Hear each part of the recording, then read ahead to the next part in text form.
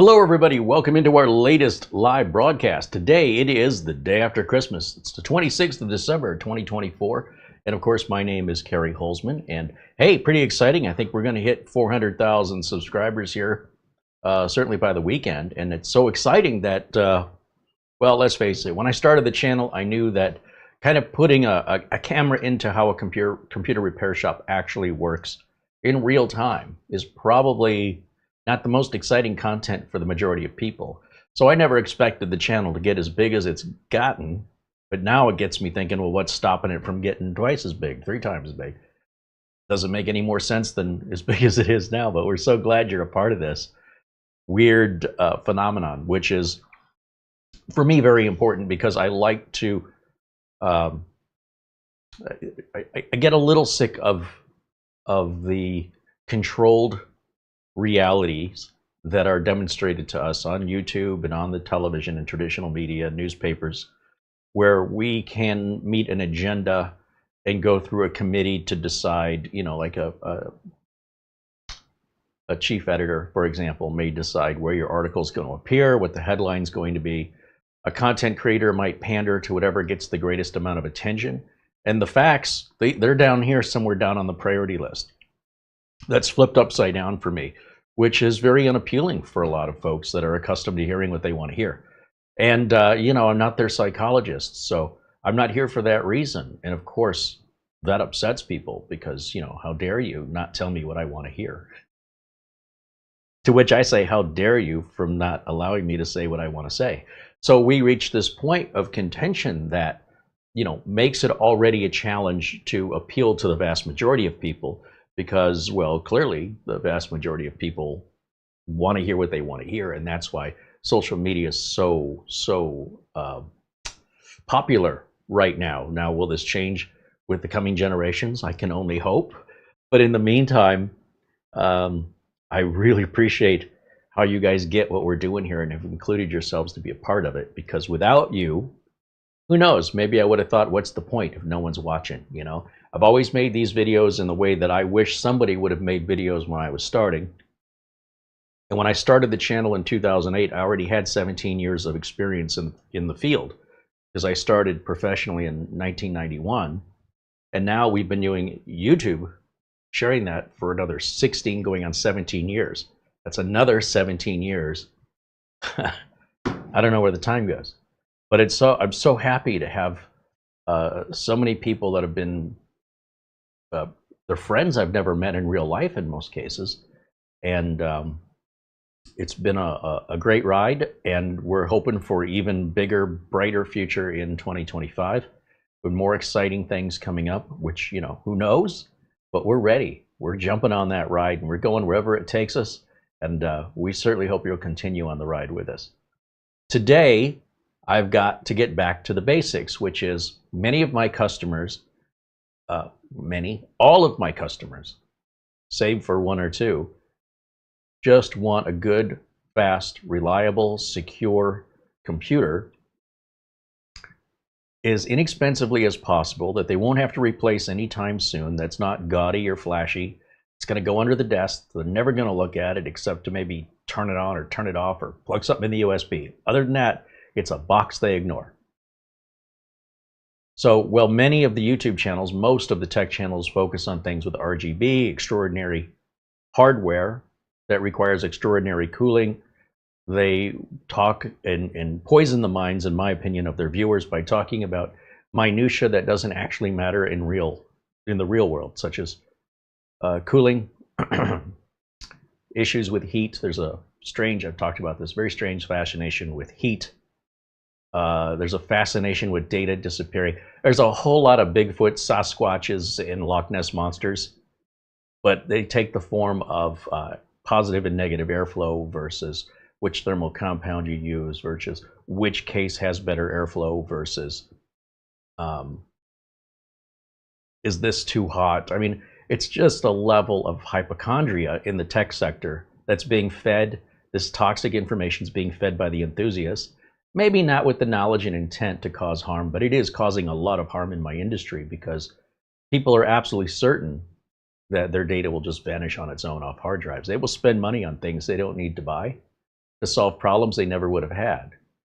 And this isn't the way it always was. This is a consequence or a symptom that occurs from social media. Anybody can make a video today. The barrier to entry is, well, a cell phone. If you've got a cell phone, you've got a camera, you've got an internet connection, you've got a microphone, you're a YouTube star. I mean, it's really that simple now. You don't have to learn the cameras. You don't have to learn OBS. You don't have to do any of that stuff. In fact, when I started making my videos, I started with a simple camcorder and a basic editing computer. We've also reached a point where people, again, are fed information they want to hear versus the information they should be hearing. So people will insist that a product has a problem when they're not using the product properly. Well, don't try telling somebody that. It's a very offensive thing to say, but it's true. If they were using the product properly, they wouldn't have the problems. So when somebody's buying a $250 computer and they want to use that to edit 4K videos, and they say, well, this thing is terrible, well, you didn't buy the right tool for the job. It's not the tool's fault. You're using it wrong. And so we see a lot of that as well. And so long as that keeps happening, I'm going to keep coming up here and yammering on about it, because I don't want any of you to fall victim. This is your vaccine. This information is the vaccine that you need to prevent yourself from getting infected from the toxic information being distributed by the influencers, many of which don't know any better. And they don't deal with the consequences. There's no, if there's a negative consequence to their viewer, whether that's mental anguish or anxiety that they can't seem to resolve, or just spending money after money trying to make a tool do something it was never intended to do instead of just educating themselves, which would be free, well, then I still have a very important purpose and role here in the YouTube community. And I do hope 2025 brings along more individuals such as myself to tell you what's really happening in the real world outside of the enthusiast community. And while the enthusiast community does make up the vast majority of tech YouTube channels, they do not represent the vast majority of computer owners anywhere close to the way they're represented online.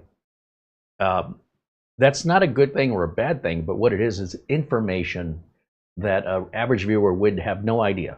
Because by the looks of it, when you're looking through the world through YouTube's eyes, every computer owner is a computer enthusiast or wants to become one.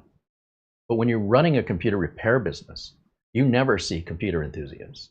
What you see are your average, ordinary moms and pops, ordinary folks, ordinary companies, and they all have one thing in common. They want to stay within a specific budget to get the job done, not to go over and above any more than they need to, not to spend any more than they need to, and to have a machine that's reliable and fast that will last for years. That makes up 99.7% of all the business I've had in the last 30, how long has it been? 33 years, 34 years? And it's never changed. It's always been that way. So my goal here is just make you aware of it, right? Just let me show you what you're not seeing on YouTube. Or you're seeing a little bit of it, maybe, but it's so buried under the enthusiast content, you would think that only enthusiast content is the only kind of tech content. And it simply isn't, couldn't be more different. Now, as a home user, you might consider yourself an enthusiast, and those videos that are by the enthusiasts are made for you. My videos are also made for the enthusiasts who want to be aware of the world around them and exit the bubble they're in, even if temporarily, to say, stick your head out the door, see what's going on outside. Because you're going to find the people outside are not doing with their computers what you're doing in your house. And you might think everybody's doing it. They're not.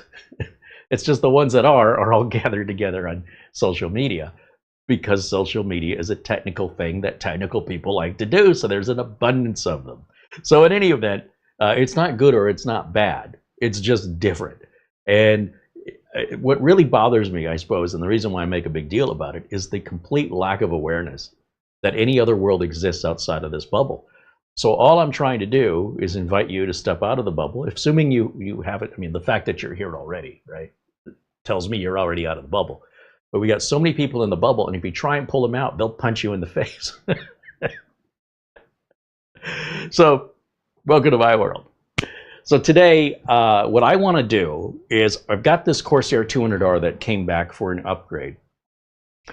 and the customer needs a little PC. They don't want this back. And this case is like brand new. You'd never even know they've had it for years. It's in perfect condition, and I cannot get these cases anymore. I can get other cases that don't have RGB, but they're few and far between. Plus we have the optical drive bays, which again, we're not going to use those. It's all phased out. But what I'm going to do today is I've got this ASRock B760 Pro RS D4. We prepped this back in a couple months ago, and this has a 14500 i5, which is way faster than an i7 from just a couple years ago. There's nothing to shake a stick at. This thing is fast. It's a beast. We also put 64 gigs of RAM in there. You wouldn't know. It looks like just 8 gigs or 16 gigs. You wouldn't know by looking at that's 64 gigs. We've got a 1 terabyte Samsung 980 Pro drive on here, and that's down, way down at the bottom here, because it has a heatsink already on it. Rather than put it in the usual place, I moved it down there so it can be seen, and it won't fit with the heatsink on it underneath. And I want to save that for the customer to be able to utilize that in the future. But bear in mind, most customers will never change an SSD or add an SSD. Never. It won't happen. The likelihood of that happening is maybe 1 in 40 or 50 computers I sell. It's very rare that I would sell a customer a computer that would do that, and that the customer would do that to a computer I sell them. And if you think about it, it makes sense. Most customers who would do that would build their own computer. They wouldn't be buying one from me. And businesses don't have time, right? Anytime they spend not helping a customer or working on the business, they're losing money. So it's cheaper just to pay me to do it so they can get back to work. So that's the reality of the business side of things, and it's how I make a living. YouTube is also how I make a living. And with the help of our members and supporters, well, certainly without any help from YouTube, that's for sure. Despite YouTube trying to make our life miserable, quite the opposite of helping us, we continue to endure because it's the second most visited website on the planet. And while I can move my videos to other platforms, and I have, I just don't get the same reach that I get here on YouTube. So I will tolerate YouTube's abuse and YouTube's obstacles they place in front of me for no good reason, and continue to fight for our place in line here to continue to make our content. And again, without you guys, well, it just wouldn't be done. Be very little reason for me to do this long, because a lot of what I've done is already repetitive. You've seen it before, you've heard me say it before. But we get new viewers all the time. They don't know who the heck I am. They don't know I've been doing this all this time. Somebody found one of my videos and said, you know, I was looking for a solution to this problem, and I went to all these Microsoft professionals and none of them got it right, and then some random dude on YouTube has the answer.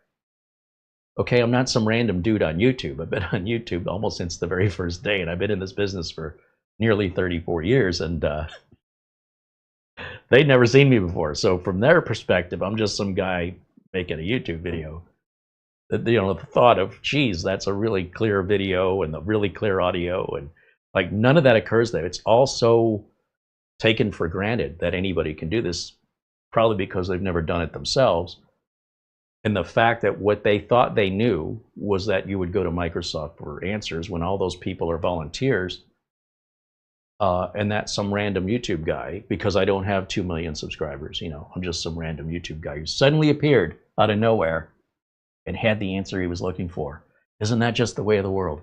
And isn't that an interesting perspective, that before that I didn't exist, and as far as he's concerned, I never existed before. As far as he's concerned, I don't have any other videos. I don't know what to do. Well, he got his information, he left. We'll probably never see each other again. So I find that slightly amusing and a little bit, it breaks my heart a little bit, but you know, I got to help somebody. That was their way of saying thank you. Let's see what we got in the chat room today. Welcome in, everybody. Hope you had a great Christmas. And let me just take a look here, go up to the top.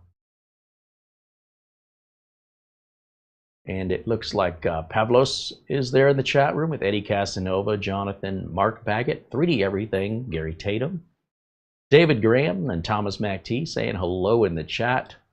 Welcome in, guys. Welcome in. There's Dean Summersheim and Kurt Schlegel saying hello, as well as David Graham renewing his membership, now a member for 16 months. He says, happy holidays to all. May your new year be merry and bright. Right on. Thank you, David. Back at you, my friend. Michael Sayers and Raj D say hello. Hey, there's a Cronus in the house. Well, I'll say hello to Begowden. Always good to see our good friend Begowden there. I hope you had a great Christmas, my friend. What else do we have? We have Gil Garcia and Ron Barnish and Mark Gaines all join us and say hello. There's Doman 2000 and Mark Leibowitz. Mark says hello from Chicago, which did not have a white Christmas, and it's currently just kind of chilly and drizzly. Ah, well. That'll just make the next one that much more special. Christian joining us from Chattanooga, Tennessee. And we see, let's see, John Williams says hello. There's Frankie B. Welcome in, Frankie. Always good to see everybody here, and especially Frankie. And we have a few very generous super members. I call them super members. Oystein, Paul Gray, of course, Buster, and Frankie B, of course. Alphanesca says hello. There's Darren Gilholm joining us in the chat. And Matt. Hey, Bill Leatherland. Always good to see our friend Bill.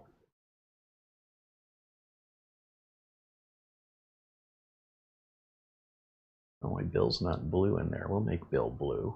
Bill joins us from the UK. Terry saying hello, as well as, oh, there's Buster right there with 10-pound super chat. He says, good evening, Carey and Marlena and everyone in the chat. All the best from Bonnie, Scotland. The temperature in Edinburgh is 48 degrees Fahrenheit, which is 8.8 degrees Celsius. Always good to see you, my friend. And we are, mark my words, we're going to make it out to Scotland. That is one of my bucket list goals for 2025. And that's going to be really my first time out of the country. So I'll probably look like a deer in headlights when I'm there. Oh, man. We've been watching some videos on Scotland and Ireland. And, well, I learned that you get a bit of a wee swally. You can go there and have a small drink, a little swallow. And what do they call people from Glasgow? Weegians?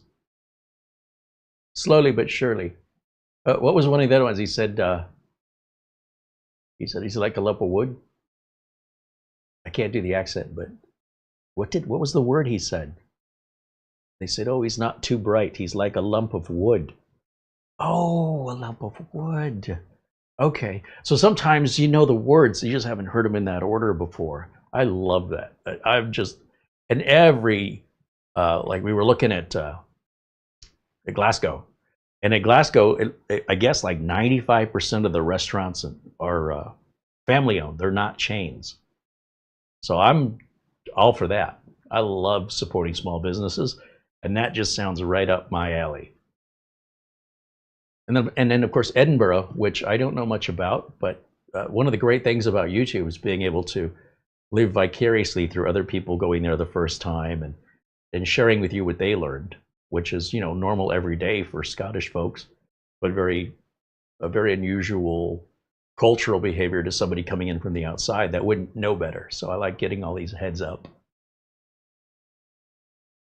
And everybody seems so friendly. Yeah, that's the other thing. I could use a bit of that.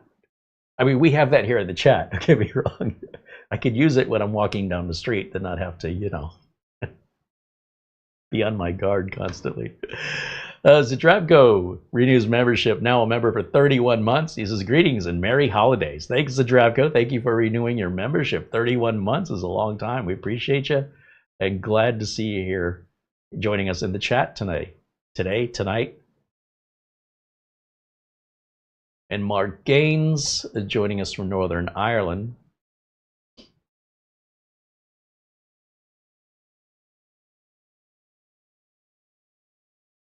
Ghostly Lurker says hello. There's Philip Jones and Mats Olov, Proximo, and Al Perez all joining and saying hello.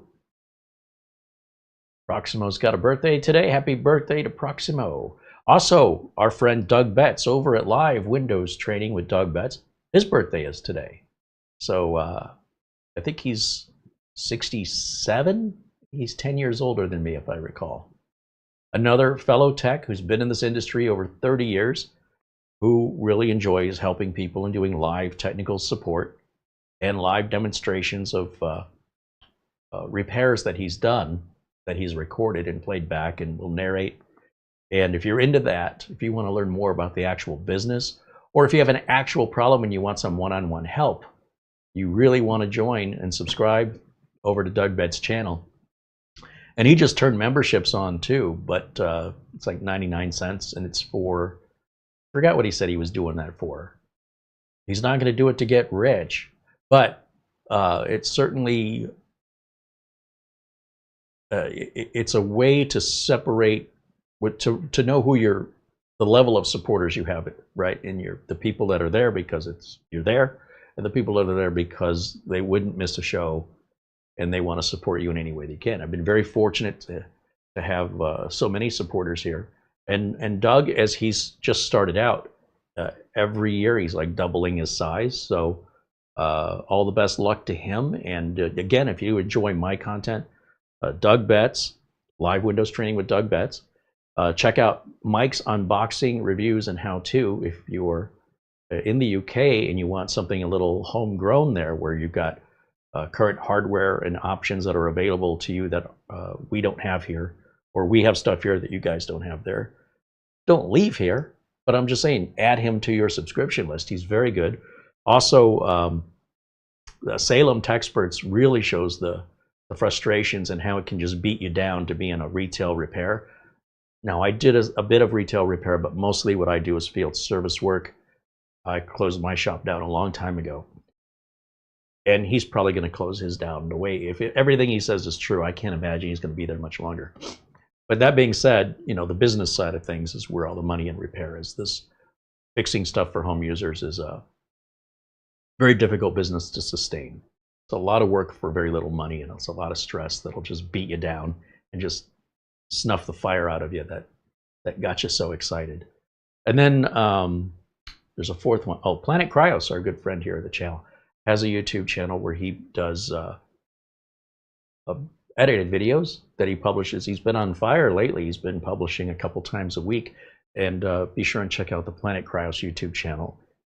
Mike's unboxing, reviews, how-to, Live Windows Training with Doug Betts, Salem Techsperts. Yeah, you don't want to get that reversed. All right. So this should be an easy job, really. I'm just going to put the board that we've already prepped. It's already got the storage, the RAM, the Windows, all that's on there, drivers. We'll check for the latest BIOS, although this is 13th and 14th gen, well, and 12th gen. All the BIOS issues were resolved 2 months ago, so I don't expect there to be anything new. And then when it comes to the 15th gen, they're still releasing BIOSes now. That can be a little confusing for people thinking, wow, I haven't had a BIOS update on my motherboard for 2 months. You don't need one anymore. So if you've got the latest BIOS on a 12, 13, or 14 gen motherboard, and if you put that BIOS on in the last 2 months, it's probably still the same. The issues were resolved. On the 15th gen, all the issues have not been resolved yet. And there should be another pretty major BIOS update coming out next month. But, you know, hence is the way with any first-gen product. And the 15th gen Intel is a first-gen product. So it's going to go through all the same growing pains as Ryzen did. Zen and Zen Plus, all kinds of issues when they came out. And it's just the true, but nobody's immune from that. Any first-gen product is going to have a little polishing and refining that needs to be done over the course of the first and sometimes second year. But usually, once you're past the first year, you're past all that. So if you don't like that, if you don't want to deal with it, don't buy first-generation anything. Not a first-gen car, and certainly not a first-gen tech product like the AI pen or the Rabbit R1. Yeah, stay away from that stuff. Let those people spend their hard-earned money for something that's going to end up in the trash can. That way you and I can save money and wait for the next generation which should be a better product. I mean, you think of that $3,500 VR headset from Apple. Boy, people got suckered in, didn't they? And Apple's about to be a $4 trillion company. I wonder how that happened.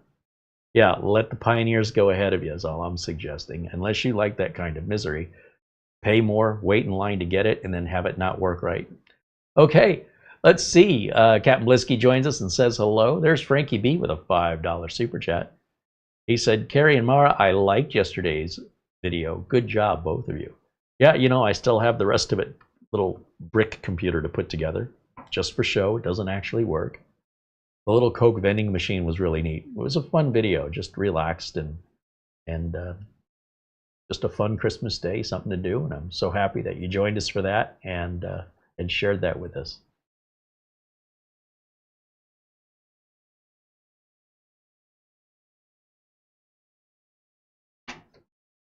So thank you for your kind words.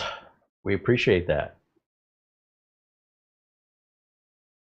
So again, this should be a relatively simple job today because, you know, normally we break the videos up into two segments, and one is the motherboard prep, which is going to be the RAM, the storage, the CPU, the cooler, the BIOS update, the installation of Windows. We make sure all of this works, and that's usually part one because that takes about 2 hours, sometimes longer depending on interaction with the chat. And then the installation into the case, which can take 2 or 3 more hours if we're adding RGB, liquid cooling. But with this scenario, we already have a power supply in here, and all the standoffs should be in the right places, I think. So if anything, this should go a lot quicker. But we don't do this to do it fast. We do it because, well, I can't say why you do it. I do it because I enjoy it. And the minute we turn it into a race, or the minute we make it competitive, I don't want to play anymore. Because to me, this is like listening to music. You know, when I was, let me tell you youngsters, when I was growing up, our social media was music. I know so many lyrics to so many songs, and so many song names, and so many bands. Because that was how we spent our time. We connected with music. And when I listen to music, I don't want to just fast forward to the chorus, right? But that's what people do on videos today. They want to just jump right to the middle of it, and you don't hear the story, and you don't get into the groove. It removes all the spiritualism from it. It makes it more of a corporate product versus more of a spiritual experience, something you're connecting and relating with, something that you want to do over and over again. A lot of TikTok videos and, you know, YouTube shorts, you watch them once, and that's it. You're done with them. They're like a plastic straw. We're going to try and think about one-time use media. Sometimes you see a movie you really like and you want to buy that movie or watch it over and over again. And for me, that's happening less and less because a lot of movies feel like they're just rehashes. Sometimes they're literally reboots of a movie I've already seen. I mean, how many times do I need to watch how Batman's parents get killed or whatever? But when you're younger and you see it for the first time, you know, that can leave an impact on you. So what I try and do here is each machine that I build is unique, and there's something about it that perhaps I wish was a little better, or I think, you know, this is a joy and a pleasure to work on, even if it doesn't turn out to be the best looking PC as far as RGB liquid cooling. One of the things that really tickles me is when a machine comes back like this that I have completely forgotten about until I see it again, right? Just like an old song you haven't heard in a while. Oh yeah, I remember that song. And it makes me smile in the same way. And I go, I remember building this, and I remember where I was when I built it. And the fact that it's run all these years without a problem and I haven't heard from the customer, that tickles me even more that I did build it right. That's my confirmation. And I gave the customer such a good deal, they wanted to come back for a second turn. You just don't see that on TikTok, is all I'm saying. A little bit, but not much.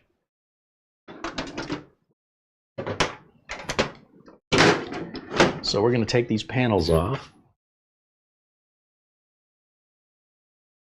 Now, this computer isn't being built for a specific customer, but it is being built for a specific customer. What does that mean? What it means is that the most common build request I get in real life is, again, for a machine that's budget friendly, really fast, really quiet, really reliable, really secure, that they're not going to need to replace for, 6 to 10 years. That is what this is right here. And I would still be buying this case today if I could. Here's the thing, and by the way, I could still buy them on eBay, but they're ridiculously expensive. When we're buying these aquariums, these big fish tank computers, they look good today, but they're not going to look good in 10 years. They're going to be like looking back on an old high school yearbook photo. Oh yeah, that's what I used to look like. Go ahead and make fun of me. But when you go with a timeless classic case like this, it looks just as fresh today as it did 15 or 18 years ago when this thing was built. I can't tell you how old this case is, but it's no less than 6 years old, and it's upwards of probably 16 years old. It's hard to tell because it's timeless. It'll never age out, other than maybe everybody goes to mini PCs, and when you see a big PC, you go, wow, that's old because of its size, but not because of how it looks. It looks like a computer. A lot of computers that enthusiasts build today do not look like computers. They look like some kind of bizarre lamp. You go, that's a weird desk lamp you've got. It's like, no, that's my computer. That's cool if that's your thing, but I have to tell you, it'd be like shag carpeting and a disco ball hanging from your ceiling. I mean, I'm sure there's some disco stews out there somewhere, but they're few and far between these days. And they go in there is like stepping back in time. Now, that's all well and good if you're an enthusiast and you're planning on replacing your case anyway.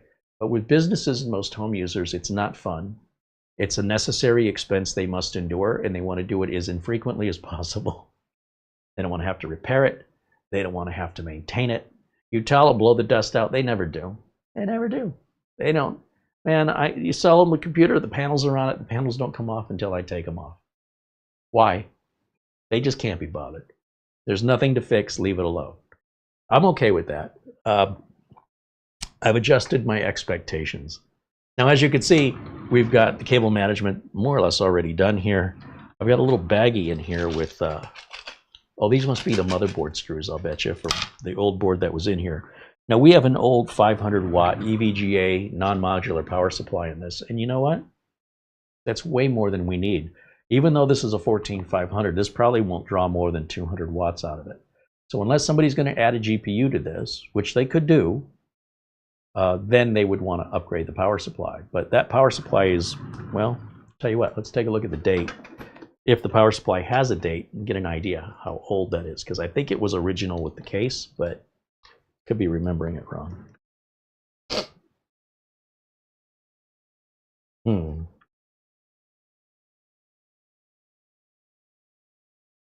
Yeah, unfortunately, I don't see a date of manufacture on it. But it's only 80 plus bronze, so it's not the most efficient, but we're not drawing that much power anyway.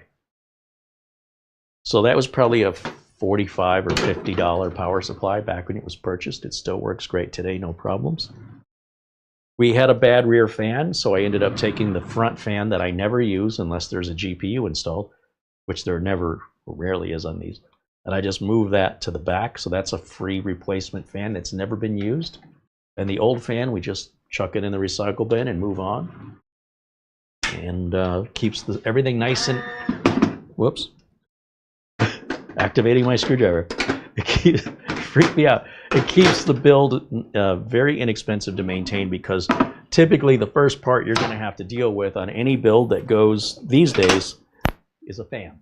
And it's why you shouldn't be carrying any fans over, even if you have fans brand new in a box, but they've been sitting on a shelf for years. Strongly recommend you don't use them. It's a moving part, and if it hasn't been moving for 10 years, well, you should try it sometime.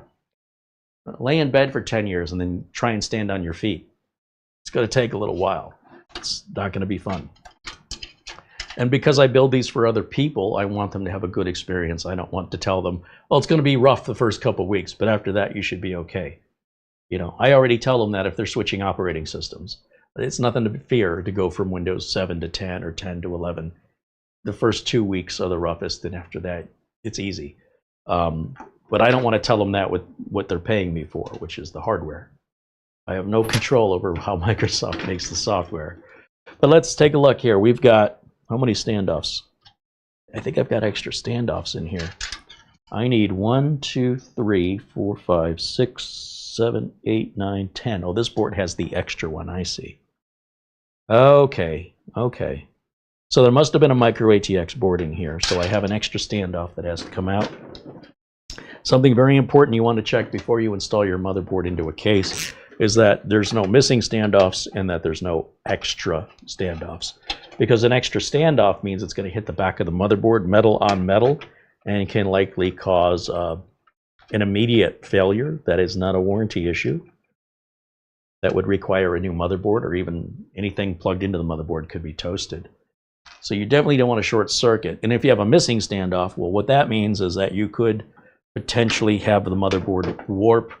Although in many cases, for me personally, I put all the screws in whether or not they're needed, because I'm a professional and that's what Dell does and that's what HP does. And if those screws weren't needed, these big corporations that want to shave a quarter of a penny off of anything they can would be removing those screws. They wouldn't put them in if they weren't deemed necessary.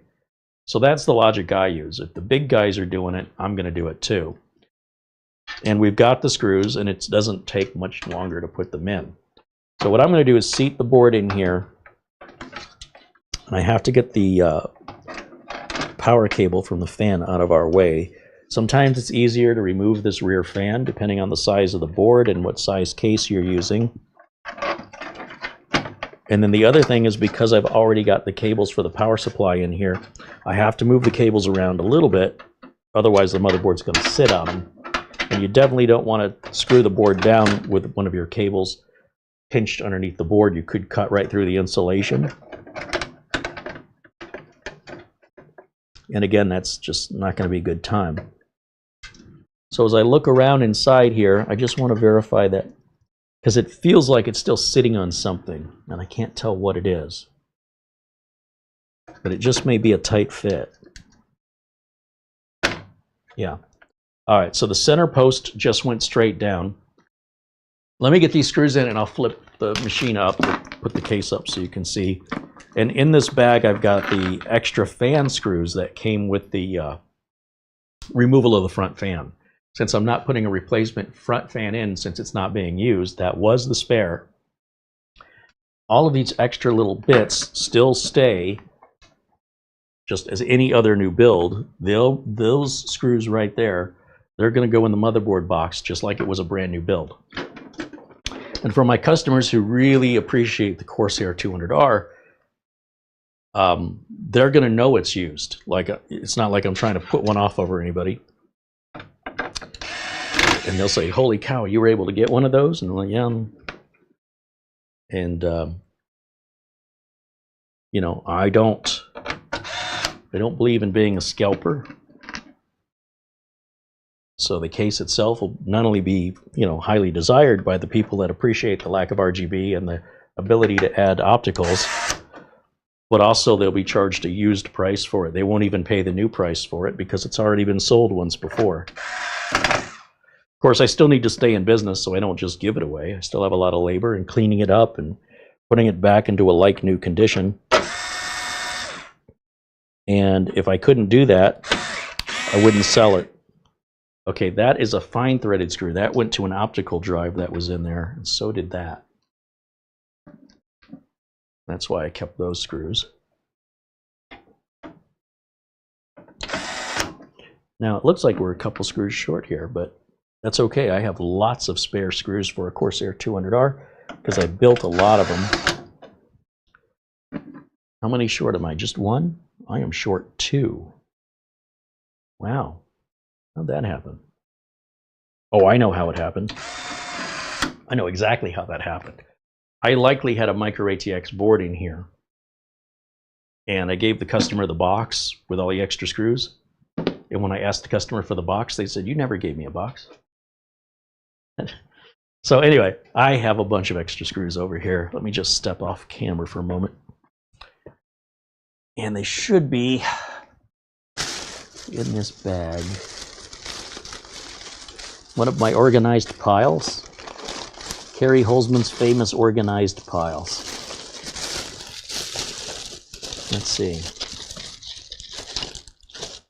No, not yet. Getting warmer. Oh, so close. It's like I'm digging through a big purse. Everything I want's on the bottom. There's enough SATA cables to fill a room. What is this? Oh, I found something. I think this is us right here. I have many of these. It's not like this is just the first one I found, but you know, say a customer orders 14 machines from me, I'm not giving them every single spare screw. I'll give them enough. What's happening? I remember the name of that screwdriver. Milwaukee? It is Milwaukee. The M4. The M4. It's the M4. All right. Is it wrong for a man to love a screwdriver? Because if it is, I don't ever want to be right. I'd be like, I think it's competition, but maybe not. It's a different kind of competition. I know. It's a whole nother kind of screw. All right, so let me... the power supply that's in there, what is that? That's an EVGA 500B. Okay, got it. Thank you. I don't know that they still make that. All right, we're going to put this back in here. I think this is the same right there. Oh, I never zip tied the... Oh, okay, the rear case fan, because I wouldn't know what motherboard was going in there. That makes sense. Uh-oh. Uh-oh, the last one doesn't go in. Oh. There it goes. All right. Now, these are extras. And when you're dealing with a micro ATX board, you're more or less dealing with fewer screws than a full ATX board. So the fact that we've got a full ATX board in there that has one additional screw means any future work on this case should be adequate for everything except adding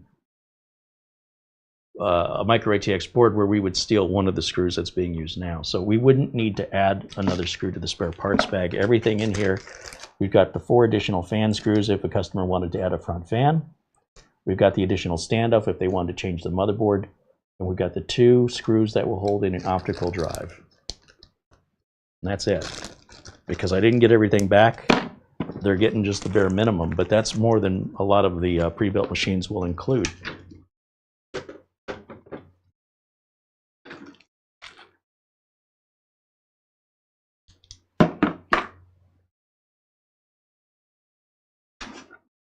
You see it fits in there just like a glove, and then as you spin that around, the I/O shield, this bag of screws, well, this bag of screws here, this is mine, and I'm going to put it back in my organized pile. I know exactly which pile this goes in, and it'll be there the next time I need it. Just be a challenge for me to find it. Actually, it didn't take too long for me to find that. And then as far as wiring this up, pretty simple job here. The extra screws, this index card contains all the information on the motherboard. And I just throw everything here in the box for the customer, which is the documentation, the SATA cables, everything that came with the motherboard or with the SSD, with the RAM, etc. We've got USB 3 to plug in. Now I'm going to worry about making it look pretty later. So for right now, we're just going to plug it in and make sure I haven't broken anything. Now this board does have a USB 3.1 Type-C connector for a front header, which this case is too old to support. And I've never, ever had a customer ask me for that. Well, let me rephrase. It happens so infrequently that a customer even knows what that is, that even when they ask for it, they don't actually have anything that plugs into it. They're planning for the future where they think they're going to use it. I've got a long cable here that was a SATA cable This was used to power an optical drive, which I am not going to, I mean, I do have optical drives, and I could put one in here, but I'm not going to. I'm also not putting in any floppy disks or tape drives. We've long since moved past all that. And most customers don't want that stuff anymore. A handful, typically home users. Sometimes you run into a business that still needs, you know, like real estate, or lawyers still may deal with having clients that are providing them with information on a DVD. It's so rare now. And we'll cross that bridge if we ever get to it, but I'm not anticipating that. Because if it hasn't gone away yet, it will anytime. There's just not much time left on the hangers-on that won't let that go. They'll be forced, whether they like it or not, when the only one who can play DVDs and movies is themselves. In other words, if you've got some information you're providing, and the only way you provide that is on a CD or a DVD, you'll likely find that people have no way to read that in the future. And as a result, won't be asking you for it. So a lot of things that deal with government are some of the slowest things to move forward. But even the government moves forward. They tend to be some of the last. All right, let me put my front port headers on here. So the hard drive LED, put that on. And then next to that is our reset switch. So we'll place that on the next 2 pins over. And beside that goes the, above that goes the power switch. And working our way back again, above the hard drive LED is the power LED, starting with the positive part of the cable going on the very end of the connector on those pins. And so that hooks up all the front LEDs. That's our motherboard power. I think all we're left with, let's see, we got front audio hooked up. Front USB is hooked up.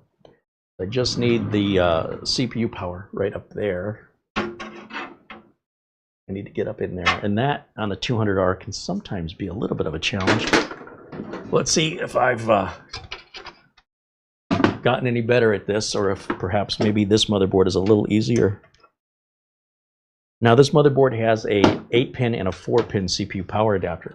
The smaller 4-pin is just for additional voltage for overclockers. We don't need to use that because we're not supporting overclocking on this. And if a customer decides to do that, they're on their own. But it's not being sold for that reason. Remember, I mentioned buying the right tools for the right job. And so if a customer is buying the wrong tool, well, it's not a problem with the tool.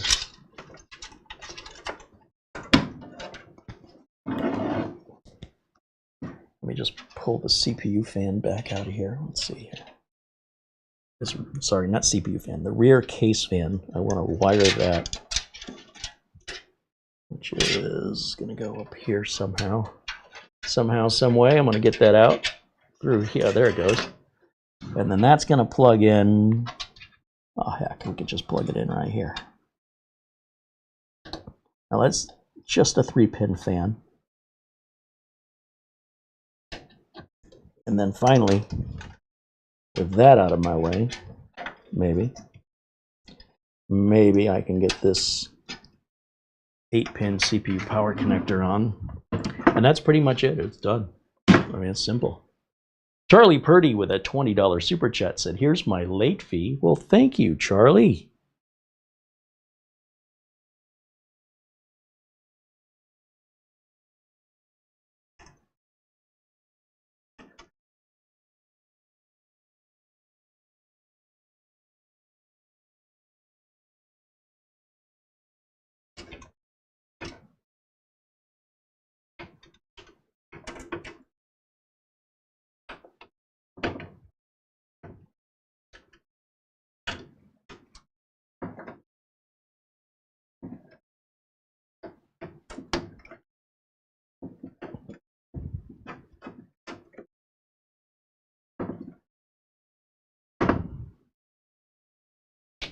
There's one side. There's the other side. I will say power supplies, you know, modern power supplies have the ability to connect those two 4-pin EPS power connectors together. This power supply, they're completely separate and individual, and you have to hold them together and level to get them to plug in at the same time, which is a little bit of a challenge, but hey, I still got it. That should be it.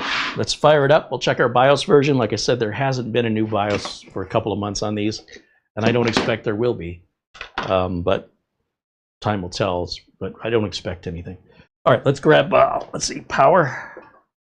Going to need some power. Plug that in. Power supply is off. I need a keyboard and a mouse, which I have over here. Turn that on. We'll turn that on, and we'll grab the Wi-Fi or the wireless dongle for the keyboard and mouse. We'll plug it into a black USB port up here on the top. We need an HDMI cable going into our capture card, so that will be this right here out of the back of the motherboard, which is provided with the internal graphics from the CPU. We can plug internet into this because we've previously installed Windows. We should have, along with all the drivers. So we should be good to go to grab any Windows updates that have come out since we built this. But other than that, all the activations and everything, I believe, are in place. Keyboard and mouse, video, Ethernet, power. I think that's it. We'll flip the switch on. That fan is being fired up for the first time in, you know, forever. What else? And the power supply is pretty old, but still 100%. So let's see what happens here. Over here should be a power button, and the light should come on, which means I wired it correctly, which is good. And then we'll come over here to our, what do I call this, camera 2. And let's go to see if we get a post signal. CPU fan is spinning. Yeah, there's our post. And in just a moment, you'll see the desktop. There it is. Right click, go full screen on this. And if we look at the properties, here we go. Right click, sort. Let's sort this because it's all messy. Sort by name, that reverses it. Right click, properties. Here's what we got. Intel Core i5 14500. Don't let that 2.6 fool you. That's just idle speed. It goes much faster. 64 gigs of DDR4. Oh, it's only 23H2, not 24H2. So we got an update that should be offered to us here. And down here at the bottom, I see no internet connection. So I'm wondering, oh, there it goes. It just took a minute. So let's close this and let's jump over to settings and Windows Update. Let's see if 24H2 gets offered to us now. Now I do have some very minor cable management to do on this. I don't have to worry about all those RGB fans. Heat is not an issue. It never has been. The only people that suffer heat issues either have a broken cooler, did not install the cooler or thermal compound correctly, or they're overclocking or overvolting. That's it. That's it. So it very rarely comes up in the real world with real people, in the real like computer repair business. And while that's running, I can put myself back here and maybe just go into a corner. Whoops, that is not the right screen, Carey. Whoopsies. Let's go over to this one, and now I can put myself in a corner. I don't know, maybe just go right down here in the middle, it's fine. Gary says, I'd like to have a DVD player just to rip movies to a NAS. Yeah, unfortunately, those movies are all going to be standard definition. You know, that's what sucks about DVDs. All these newer shows that have come out since early 2000s are all 1080 and now in 4K. And so even Blu-ray it is not able to really keep up. And unfortunately, I suppose the reality of it is most of the music and movies you have already been ripped by somebody online and probably are being offered through a streaming service anyway. I think this idea of holding on to your stuff is a feeble attempt at immortality, because sooner or later your stuff stays behind when we all move on. And I think the younger generation has it right when it comes to not hoarding and storing all of the physical stuff. Having it streaming through a media library such as Spotify or Netflix or Paramount Plus or Amazon Prime, or geez, there's just so many to choose from. For me, it just makes more sense. It's better for the ecology. It's better for your wallet. This idea that you can just buy an old copy and watch it forever. I don't want to watch my mom's original Star Trek series on VHS. You couldn't pay me to sit down and watch that. It looks terrible. And DVDs, we have a ton of DVDs here. We're not even sure what to do with them. So we don't want to throw them away. They're in perfectly good shape. But the fact of the matter is, I wouldn't rip a DVD. It would have to be something that was very personal. I wouldn't just make a habit out of just ripping DVDs. This is something home users do. It's nothing a business does, unless your business is ripping DVDs for people. But sometimes you may not realize, but you're violating the law in doing that. In some cases where you have to circumvent any sort of anti-copying protection, you're violating the DMCA here in the United States. So, I mean, as far as crimes go, that's not the biggest deal, but definitely not one I want to associate my business with any crime. So it doesn't matter how major or minor it is. As a professional business, I cannot get involved. It's just an unwise way to run my business. Unless I'm running that kind of business, you know what I mean? You know what I'm saying? So anyway, you know, let the hobbyists enjoy their hobbies, but it's not sustainable. And when it comes to how I make money, I don't make money from people that want to rip DVDs. That's just not a frequent customer base of mine. And, you know, I'm not telling you not to. I'm just saying as a business, there's no business there. And as someone who enjoys movies, I don't want to watch that stuff in standard definition anymore. We got rid of DVD players here quite a while ago. I think back around, the last time I used a DVD, I guess on the Xbox was the last time I used a DVD player. But hey, to each their own, you know. But it's definitely, that's going away. Just like stamp collecting, you don't really meet people that collect stamps anymore. There's a few out there, but they're usually older people that, you know, started much younger, and nothing wrong with it.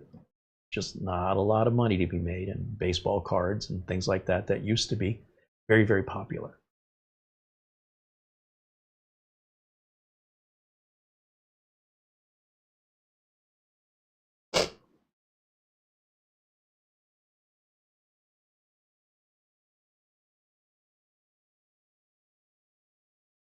Now, the Corsair 200Rs can still be purchased brand new on eBay. People have hoarded them, and they'll sell them for 3 to 4 times what they paid for them.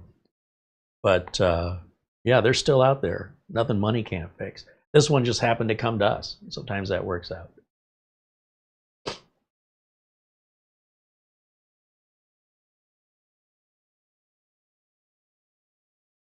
I see people that really reach hard to justify their DVD collection.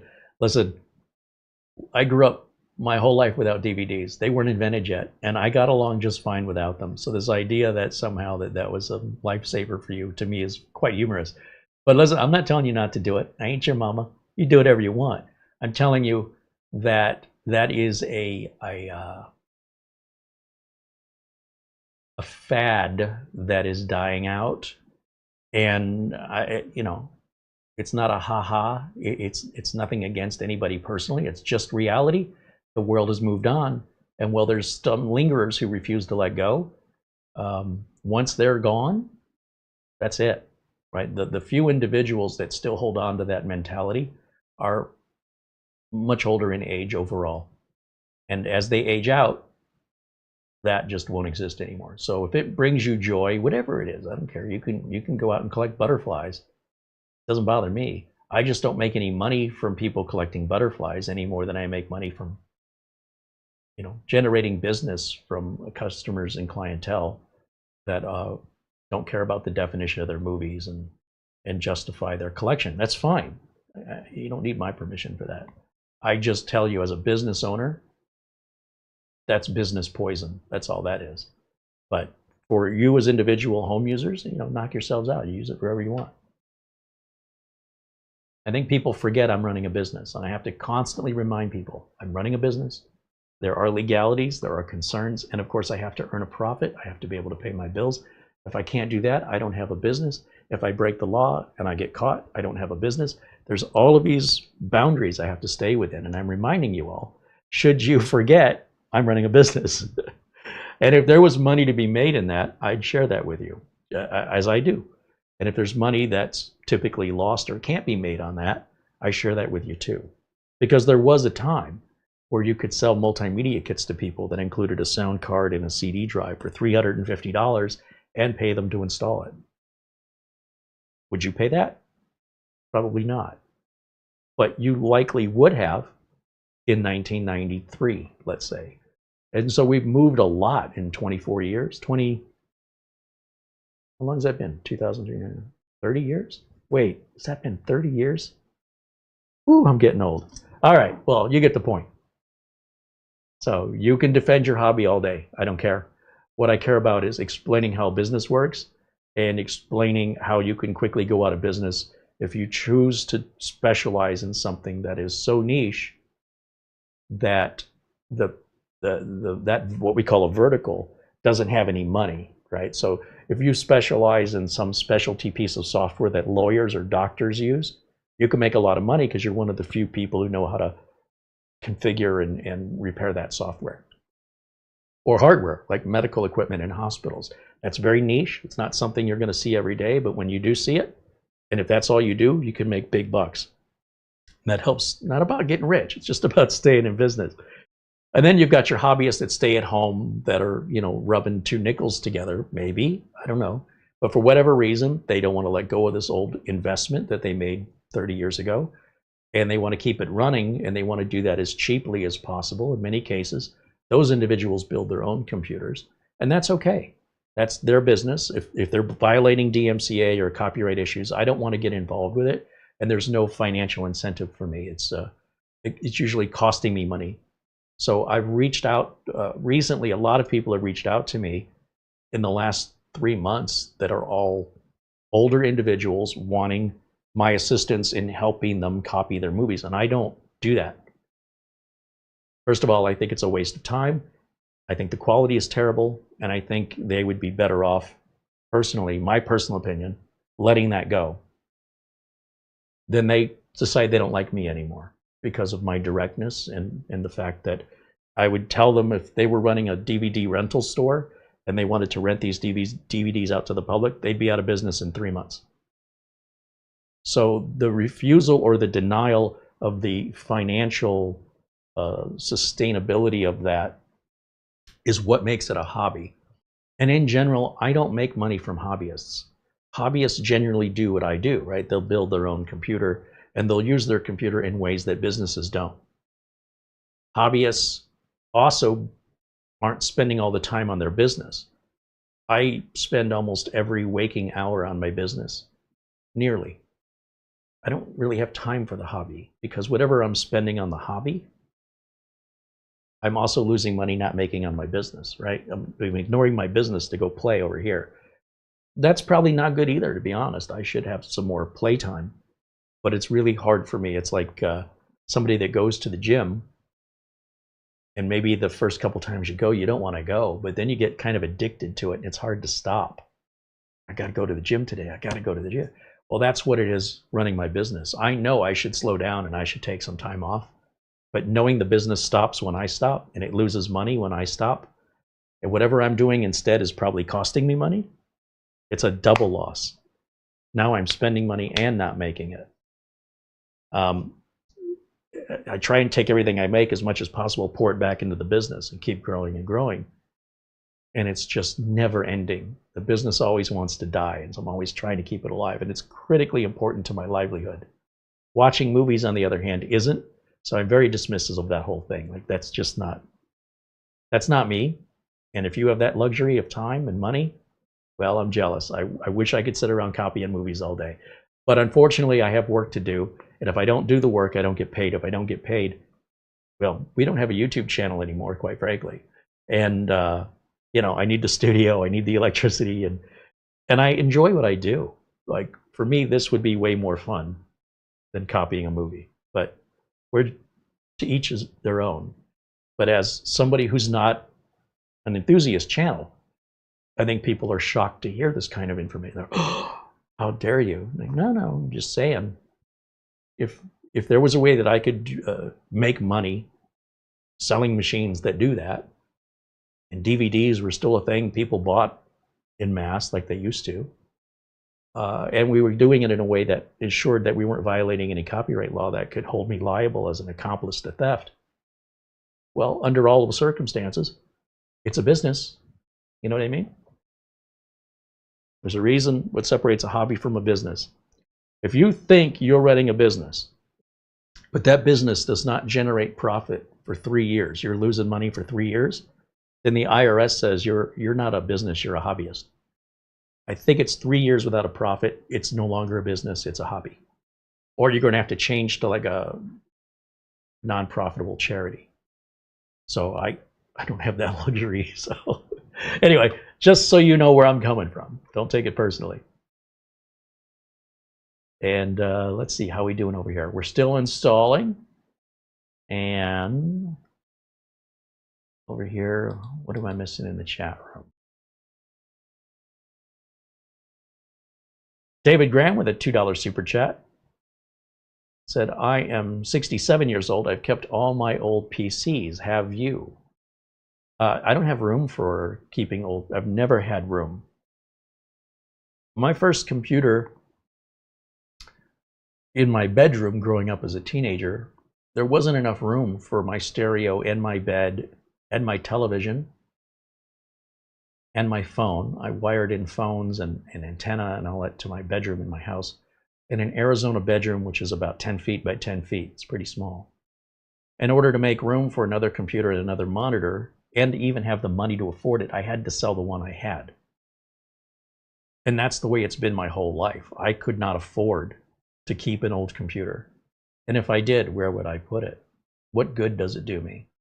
What I have found personally, as much as I'm nostalgic for my old Atari 400, I just pull up a YouTube video of someone playing one of the Atari 400 games that I used to play, and it's just like playing it. And I'll be honest, after about 3 or 4 minutes, I'm good. Like, okay, I remember that. I don't need any more. It's terrible. It's absolutely terrible to me. And I'm glad I didn't have to like dust everything and clean it and get an RCA to HDMI adapter and figure out how to hook it all up just so I can have that few minutes of nostalgia and then be ready to put it back in the box again. Some of us, and I'm guilty of this, really stuck in the past, really don't want to let go and move on. And I'm not saying it's good or it's bad, but at the same time, I can't afford the luxury of that in either my perspective of the world, thinking everything was always better yesterday. I need to be focused on the present and here and the now. And I also don't have the space or the money to just let something sit somewhere. I don't have that luxury. We are basically just in Studio C. There's barely any room for me to stand here. And every time I build another computer, I have to figure out where I'm going to put that. It is massively overwhelming.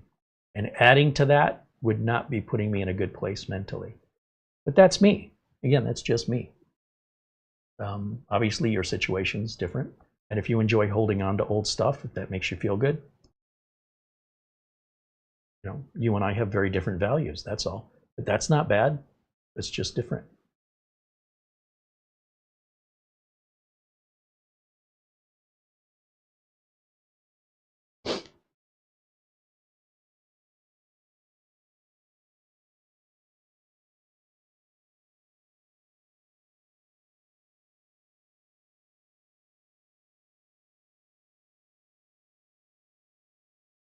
Poorly Boy says, I'm getting an AMD machine in the next few days. Where do I find the Adrenalin software? Just Google AMD Adrenalin. It'll take you right to AMD's website.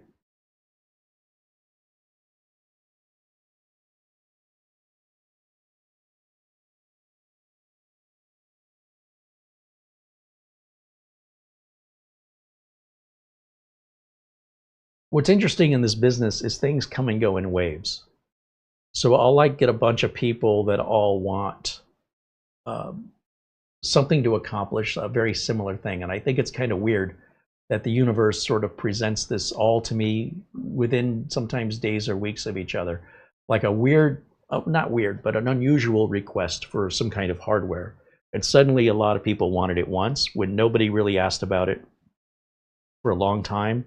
And then once that phase goes away, then I don't get asked about it again. And the reason the whole thing with the DVDs and ripping has been a trigger for me is because I've had at least a half dozen people in a half dozen weeks all come up to me with issues and problems they're trying to resolve, do something that I don't make any money from, that potentially involves me in a illegal copyright activity that is just regular standard definition I wouldn't want to watch anyway, me personally. So I just see it all as a waste of time. And I don't think much of it the first time, but then within a few days, somebody else, and then somebody else, and then somebody else, and somebody else. I'm like, what the heck is happening right now? So for that reason, my reaction's a bit strong, because it's like, enough already, back off. You know, I appreciate that you have your hobby, but I don't know why everybody's suddenly bringing that to my attention all at once. It's really strange. And then we won't talk about it again for another year. If it's just a onesie twosie now and again, that's just part of business. But when it's one after the other, I'm like, what is happening in our society and our culture? And isn't it interesting? It only comes from older home users. It does not come from younger home users. It also doesn't come from businesses. This is just an observation. And I have to consider how much time that's taking out of my day as I'm addressing each person one after the other, pulling me away from any real potential to earn a living, which is something I'm defending. Like, I'm trying to say, hey, please respect, I'm trying to make a business here. I appreciate you've got all day to do that, but I don't. So if we're conducting business, let's talk. Otherwise, for free support and stuff like that, we always have our wonderful community that's always happy to help. They're not under the pressure. Some of them are, but most of them are also hobbyists at home, or maybe run a computer repair shop. And again, they're not getting hammered necessarily with all the same requests I am. And I just find it weird. It's so weird that we can go so long and that's not really talked about. And then that's all anybody wants to talk about. For no reason I can pinpoint. It's not been like part of the news media or anything. So I don't know. I can't explain that. I know I've had enough of it for a while.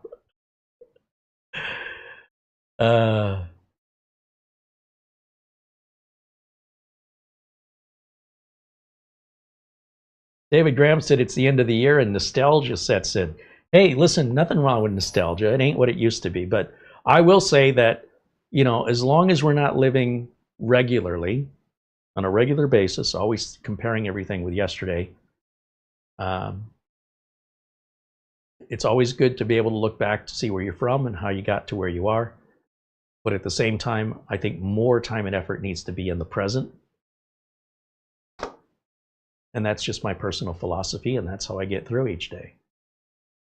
How other people do it, I don't know. All right, we've got our regular screen here that, oops. Here, let me go full screen on the desktop so I can see it. I'm gonna hit continue. Skip this. Not now on that. Back on that, skip for now on that. Finally,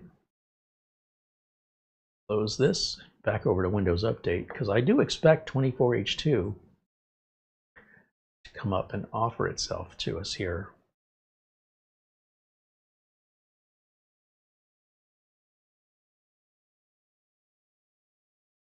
Let's see what happens. Oh, I hear that fan cranking up. It's always music to my heart to hear when the CPU is actually under some resource intense usage, and then hear it slow back down once it's accomplished that work. It's like hearing the sound of a transmission shifting, you know. I like to hear that. Everything's working like it should.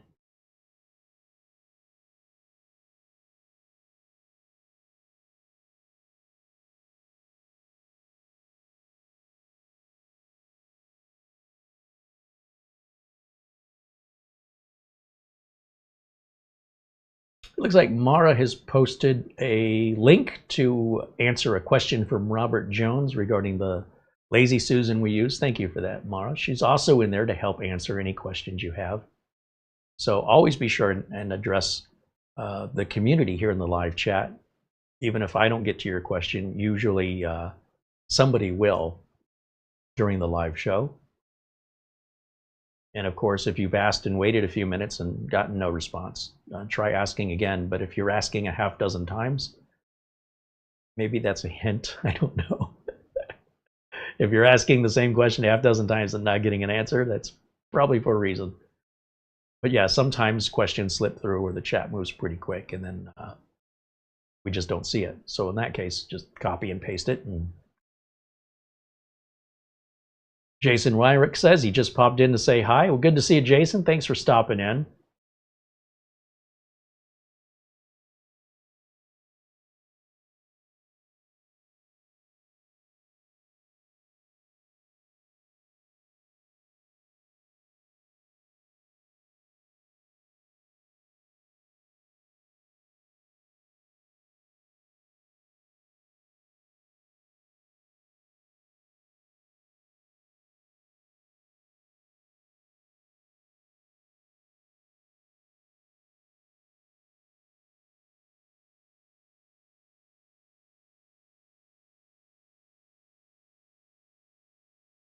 The budget PC has RGB. This motherboard does have some RGB built into it that no one will ever see, right? Because we have a solid panel. And all you do is go in the BIOS and turn that off. Or we could leave it on it. No one's going to see it either way. So it's not the gaudiness of, you know, some of the cases we built are outrageously RGB. In my opinion, just too much of it. That's very subtle and it can be completely disabled. But there's no way for me to unsolder the RGB lights from the motherboard. It just kind of came with the board. And since that's what we have in inventory and the case and the power supply are what we have in inventory, this wasn't planned out. It's just what happened. It's like, hey, I got this case. I got this motherboard. These will go together good. This would be a good business machine for somebody. They're not going to say, hey, listen, that has too much RGB. I'm not going to buy that. I can't have that in my office. It's not professional. But yes, there are situations where we have cases that customers will say, absolutely not. I'm not having that in my office. Are you cold? I am freezing. This is great, though. I love this. She got her little He's so fluffy. little jacket on. Can I ask a question that has nothing Is that the to do with question? those? Yeah. What is your question? My question is to our UK friends and family that are watching. What is your favorite tea? Just out of curiosity. So Mara's been on a tea kick lately. Yeah. And we ordered what? Some Irish tea. There's Irish and so there's also a Scottish tea. Not as popular. There's not as many to choose from on Scottish teas as Irish and Northern Irish teas. Kind of challenging to find it. What tea do you like? I tend to like primarily either a black tea or a cinnamon or anything that's kind of chai spice.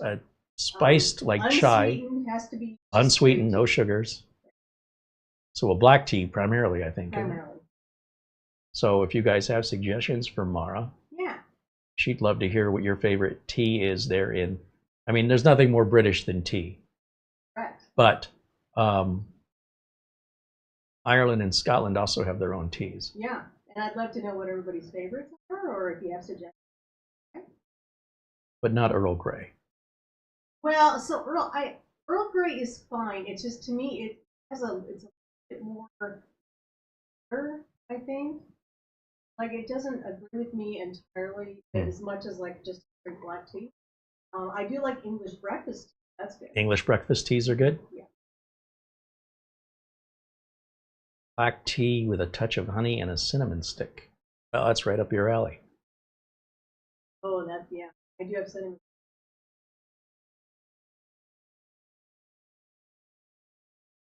Rajan guy said his favorite tea is Lipton's. Oh no. Someone mentioned Arizona.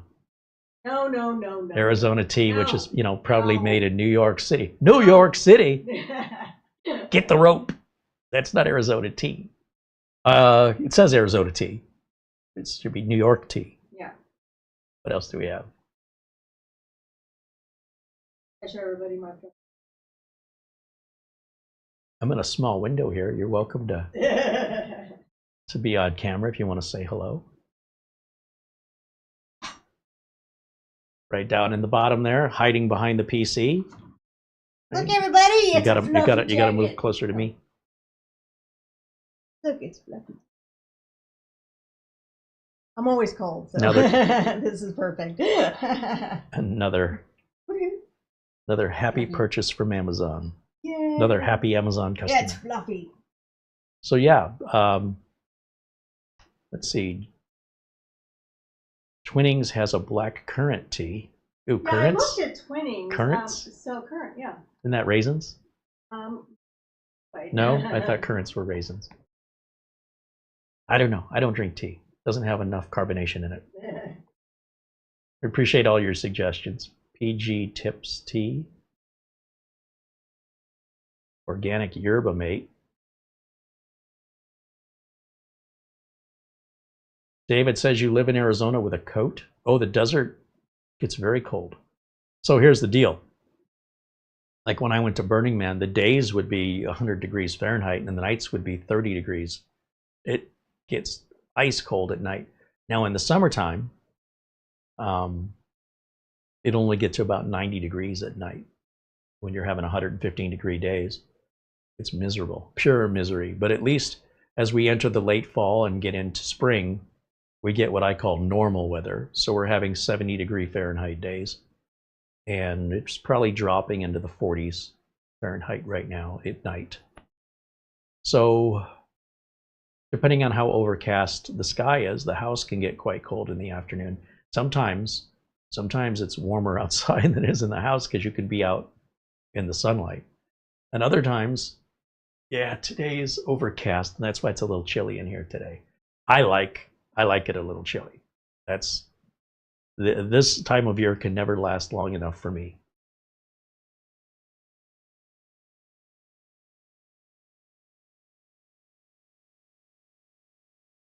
UFO Man suggests Yorkshire tea, best in the world from God's own country of England. There you go. That's the pride we're looking for. Somebody passionate about their tea. So now we're getting 24H2 on this, and you know, this thing's whisper quiet. Again, you can hear it sort of ramp up when it's doing something more resource intensive. And aside from a little cable management and finishing the updates, it's good to go. I think Windows has already been activated on here. If not, you know, I'll just jump over to SCD keys and get a Windows 10 Pro key for $15 using the Carey coupon code. Use the Windows 10 Pro key as a Windows 11 Pro key, and it activates Windows 11 Pro for life. At least it does now. When Windows 10 reaches its end of life October 14th of 2025, likely that free upgrade will stop. But anybody who activated prior to that and took advantage of the free upgrade, nothing changes for you. It stays activated. It's just that at some point Microsoft will stop that free upgrade and that those Windows 10 Pro keys won't work anymore on anything new activation after October 14th. It's likely how Microsoft will do that because that's how they've always done it in the past with Windows XP and Windows Vista 7, 8, and 10. And right now we're on 10, you know, moving over, letting 10 go, moving on to 11. And if the future is anything like the past, that's what we fully expect to see happen. So as long as you activate before that deadline, you can save a few dollars. It's not that big of a savings. A Windows 11 Pro key is about $18, and a Windows 10 Pro key is about $15. But if you're like me and you're buying 20 keys, $60 is a big savings, right? $3 per license times 60 licenses. Sorry, times 20 licenses is $60. Heck, even at 10 licenses, it's $30. That's like buy 10, get 2 free, basically. That's major for me being in a business and working at scale, right? Not just building one. And the difference between Home and Pro is only a couple dollars, and I don't want to have to deal with the support questions coming in from clients that have Home versus Pro. So I just throw Pro on everything. Now, if you're a Home user with Windows 10 or 11 Home, I think you are completely obliterating your money by upgrading it to Pro. you'll see no benefit from it unless you are an enthusiast and you want to eventually lock yourself out of your computer with BitLocker. If you want to open yourself up to hackers with Windows remote support, or if you need to log into a company server, then you buy it. Other than that, you're just flushing money down the toilet. People just want to see that word home changed to pro. I can teach you sector editing, and you can change that if it makes you feel better, all for free. I don't recommend it because it's just psychological nonsense, but Microsoft very much wants you to have pro because they make more money on it. Even the license sellers charge more for pro than home. But trust me, if you're a home user, you'll never see the difference. And those of you who know the difference, well, you don't need to listen to me. You've already made up your mind. But for the rest of you who are thinking about it, if you just like wasting money, I mean, go ahead. But I wouldn't. My Windows 11 Home, my Galaxy Book 3, my Samsung Galaxy Book 3 has Windows 11 Home on it. I will never change that to Pro. There's no reason to. I can access my NAS. I do everything the same. There's no benefit whatsoever for me or for any single client I have. Nothing. But yet I still put Pro on just in case customers' needs change. And so all of my support stays the same, so that some customers have Home and some customers have Pro. And now I have to figure out when I'm talking to them how to solve their problem by getting that additional piece of information. Sometimes when you ask a customer, what operating system do you have? Windows? I go, is it 10 or 11?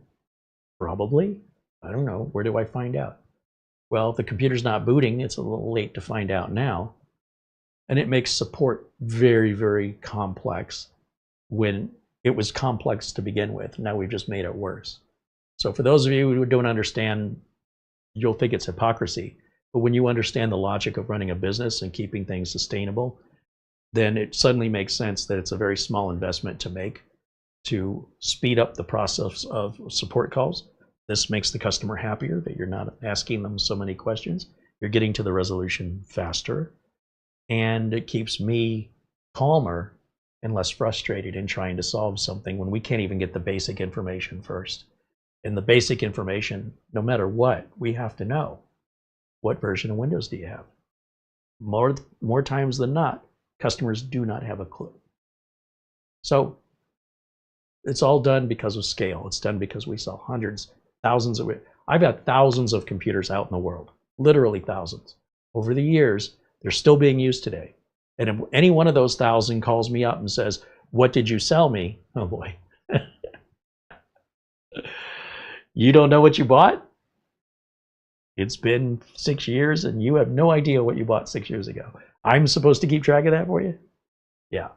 So there's only so much I can do. And taking inventory like that and keeping all that straight is all something I'm not paid for. So I tend to not do it. You got a receipt. If it's happened within the last year, that's a different story. But if it's been a few years, good luck going to any business and finding that out. Maybe a doctor or dentist, a medical facility, but that's not what I do.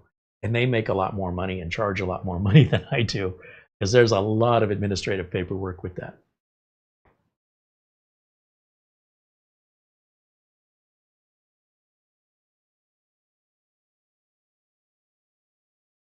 It is 2:30. We're about an hour and a half into today's show. I'm just doing updates. I mean, it's pretty basic stuff here. It's a very easy build today. I'll take that any day of the week. This will be set aside for either a home or business customer who wants a machine quickly. It's already done. We can easily change the storage or RAM if they want more or less to fit a budget. And other than that, I mean, that's a quick swap out. So we can customize either of those things. But the CPU, the motherboard, the case, that all stays. And likely the power supply will change, will stay also, because if we run into a customer that wants this for business purposes that suggests that power supply is not big enough, the cost to take that out and replace it would defeat the whole point of getting them the machine cheap and fast. So this is for the right customer, which is the vast majority. I'd say 90% of my customers want a machine that matches this layout. That's where 90% of my income comes from. Period. Without that, I wouldn't have a business. So I am going to absolutely focus my time and efforts on where the money's coming from, so I can stay in business, so I can continue to focus my time and efforts. And around the wheel goes. And that's why you'll see so many like this. As for the big RGB builds, well, you know, most of our viewers are not running a business. They're home users, they're enthusiasts, they're hobbyists, and they like to see that stuff. And it's fun for me once in a while, but the cable management is something I despise. It always looks good when I'm done. I always look at it and go, you know, I did a good job with that. I'm happy to see it, don't get me wrong. But I also see a lot of money. I see dollar signs on a bunch of stuff that was totally unnecessary and did nothing for our performance. It did nothing for our overall value, and it does nothing for security or reliability. So I can't help but kind of, you know, look at it and go, gosh, that's so unnecessary. But again, that's just the business side shining through. Are you having tea right now? I am. Got it. You started talking about tea and you had to have tea? I actually made my cup quite a bit earlier. Your cuppa? Did you just say you made a cuppa? Did you just say you made a cuppa? Yeah, I did. I made a cuppa. You have mail. Oh, the phone. Gosh, I keep forgetting about this. Thank you for reminding me. No problem.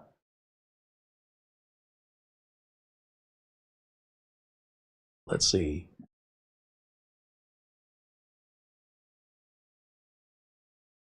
Charlie Purdy sends an Amazon gift card of $100. Wow, thank you, Charlie. He says, hey, Carey, Mara, hope your holiday was awesome. Here's a contribution for future content. Well, you rock, Charlie. I'll tell you what, this is going to be an exciting January, I'm hoping, because I'm expecting to see a bunch of returns to Amazon, like CPUs and motherboards and cases and power supplies. And there should be some, I hope, good deals from Amazon Warehouse and all those returns that people got as gifts. And so here's what I do. Here's my secret. If there's something on Amazon I want, I add it to my cart, and then I go to my cart and I click Save for Later, because I'll forget. I got so much going on at any given time. And then every day, at least twice a day, sometimes, you know, once when I start my day and towards the end of my day, I'll go to Amazon.com, click on my cart, and look at all the items I saved for later. Some of those items have been in there for months, and I'm just waiting for the right price drop. Today, I saw the Western Digital 8 terabyte drive at $579. That was $649 yesterday. It was $549 during the Black Friday first 3 weeks of November, I guess is now considered Black Friday. We know that that drive has been on sale at $549. And we know they've been asking $649 for the last 2 weeks. So now it's at $579. One day after Christmas, they dropped the price. Isn't that kind of mean? I wouldn't know that, except when I'm looking in my saved items in my cart, I see all of the prices and I get notifications that says an item in your cart price has got increased or decreased, and then it lists the item and what the price was and what it is. Sometimes the price changes by 12 cents. And they're doing this on purpose. They'll change the price. They'll increase it a few pennies. They'll decrease it a few pennies. I've seen the Intel processors do this. I've seen inexpensive food items do this. And apparently adjusting that price just by a few pennies results in more sales. And then they'll raise it back up a few pennies. And then like a week later, they'll drop it a few pennies. Who cares about 13 cents? So, but some of the sellers are doing that. Anyway, that is what I'll do, is just add the items to my cart. And it's a reminder for me, oh yeah, I forgot, you know, I was looking for this, that, or the other, and I can see its current price. But what I can't see are any available that are returned. So for that, I have to actually click on the items in the cart individually and look at what the purchasing options are, if there's any returned items available specifically from Amazon Warehouse. And then the second thing is, are they worth buying? If the CPU was $433 brand new for a 14900K on Amazon, and Amazon Warehouse has it returned for $407, is it worth $25 to me to buy the returned one? I don't think so. No, it's got to be more significant savings than that. But you've got to watch it daily. Our friend Luke Greenia with a $25 PayPal says, Merry Christmas from Vermont. Well, thank you. Merry Christmas, of course, to you and yours. And then yesterday, didn't we see, our friend Paul Gray sent us an Amazon gift card yesterday. He said, I hope you enjoy this Amazon gift card. Merry Christmas, and I hope you and yours stay safe and well. Well, thank you, Paul. They're from down under, where it is summertime. Thank you, Paul, for your continued support, your generosity. Yeah, so anyway, I'm squirreling these gift cards away because I'm waiting to see the returns, and I want to be able to pull the trigger if there's a good deal. Frankie B sent an Amazon gift card as well the other day. This is my way of saying happy holidays to you and Mara, as well as Frank Jimmy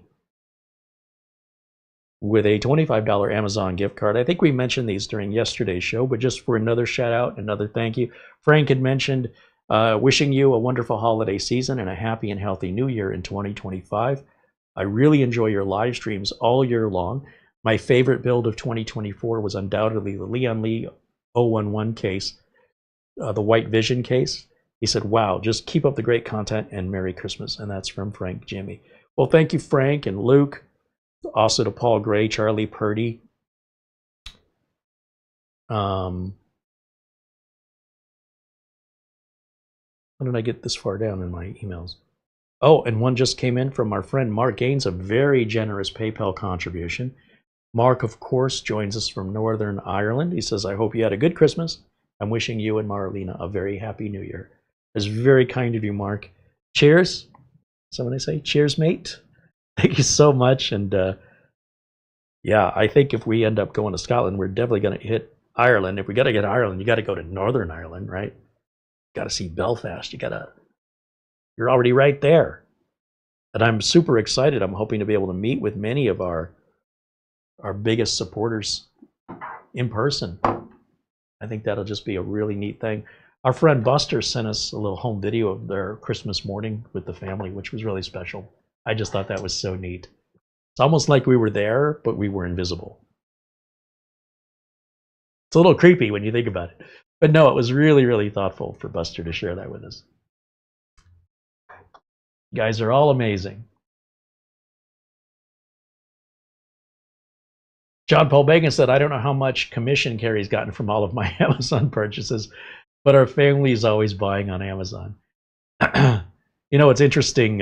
First of all, I appreciate when you use our Amazon link and you buy anything from Amazon, because our link took you there, we make a small commission from whatever you buy. Your price is the same, your shipping is the same, but we don't know who you are. We can see what was purchased, you know, specifically the date and time and what it was, but we have no idea who purchased it or where it was sent. Like, we don't know it's New Jersey or something. We just know somebody somewhere bought this item at Amazon.com on this day and time at this price, and based on that, here's how much commission Amazon owes me. And because you guys do that, so many of you do, you know, we've had months, not really in 2024, but in years prior, we've had months where Amazon commissions were higher paying than YouTube's ad revenue. And, you know, I just thought of it as a way to get a tank of gas, right? I get a tank of gas out of it, I'm good. So then I started really pushing the Amazon links really hard, because I'm like, hey, reminder, reminder. But on the other hand, I can't really say thank you individually because I don't know you did it. It's anonymous. You have to tell me you did it. And of course, my response will always be the same. Thank you for thinking of us. You didn't have to do that. It cost you nothing, but at the same time, it costs you nothing to hit like and subscribe, and yet very few people do that. And that's just a mouse click. And you remind people, you know, hit the thumbs up button and hit the subscribe button.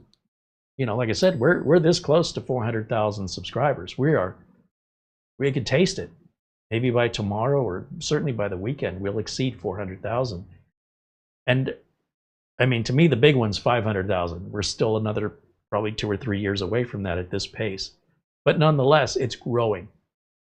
I have an older YouTube channel that I was checking on it. It said subscribers -1. How is that even possible? I was going to take a screenshot and send it to YouTube tech support and go, really?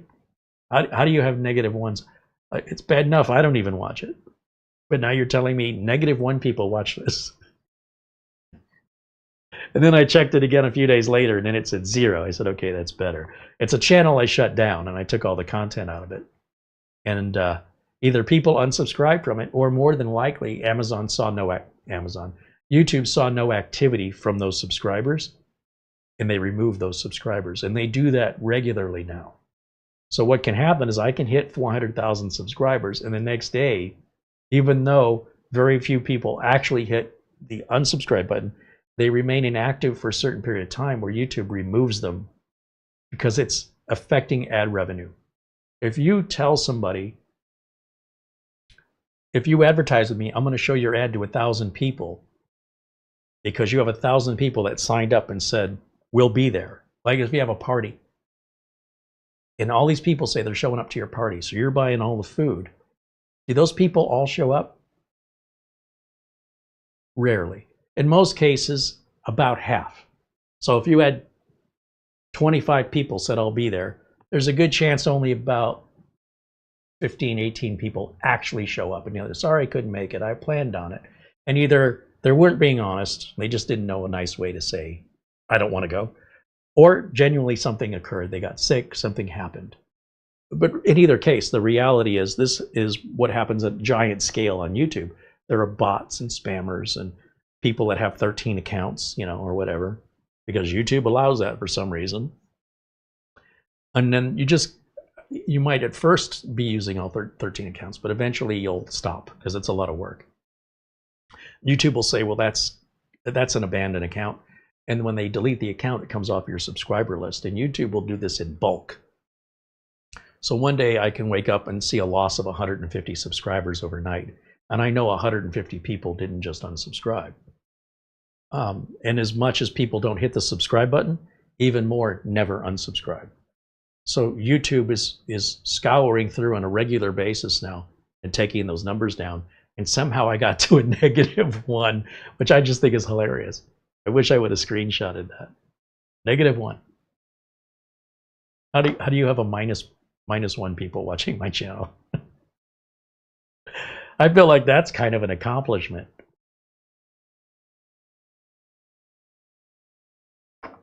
All right, let's take a look here in the chat, see what I'm missing.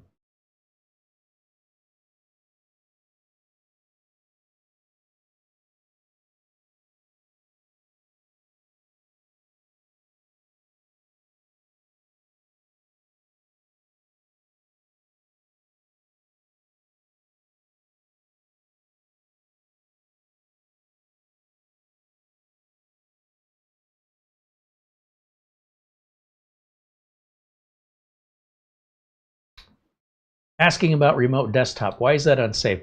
Well, if you talk to anybody who's in internet security, cybersecurity, they will have you remove Microsoft Remote Desktop. And I'm going to do a quick Google search here to make sure I get all of the facts on this. But essentially, one of the problems is it's built into Windows, which makes it very common, very well known among hackers. So if you don't take the time on Windows 10 Pro or Windows 11 Pro to uninstall it, and you have a cybersecurity audit done like in a business, you're going to be advised to take that off of there. Remote access, security issues, Windows, I don't know, it doesn't matter. Windows 10 or 11, it's the same program.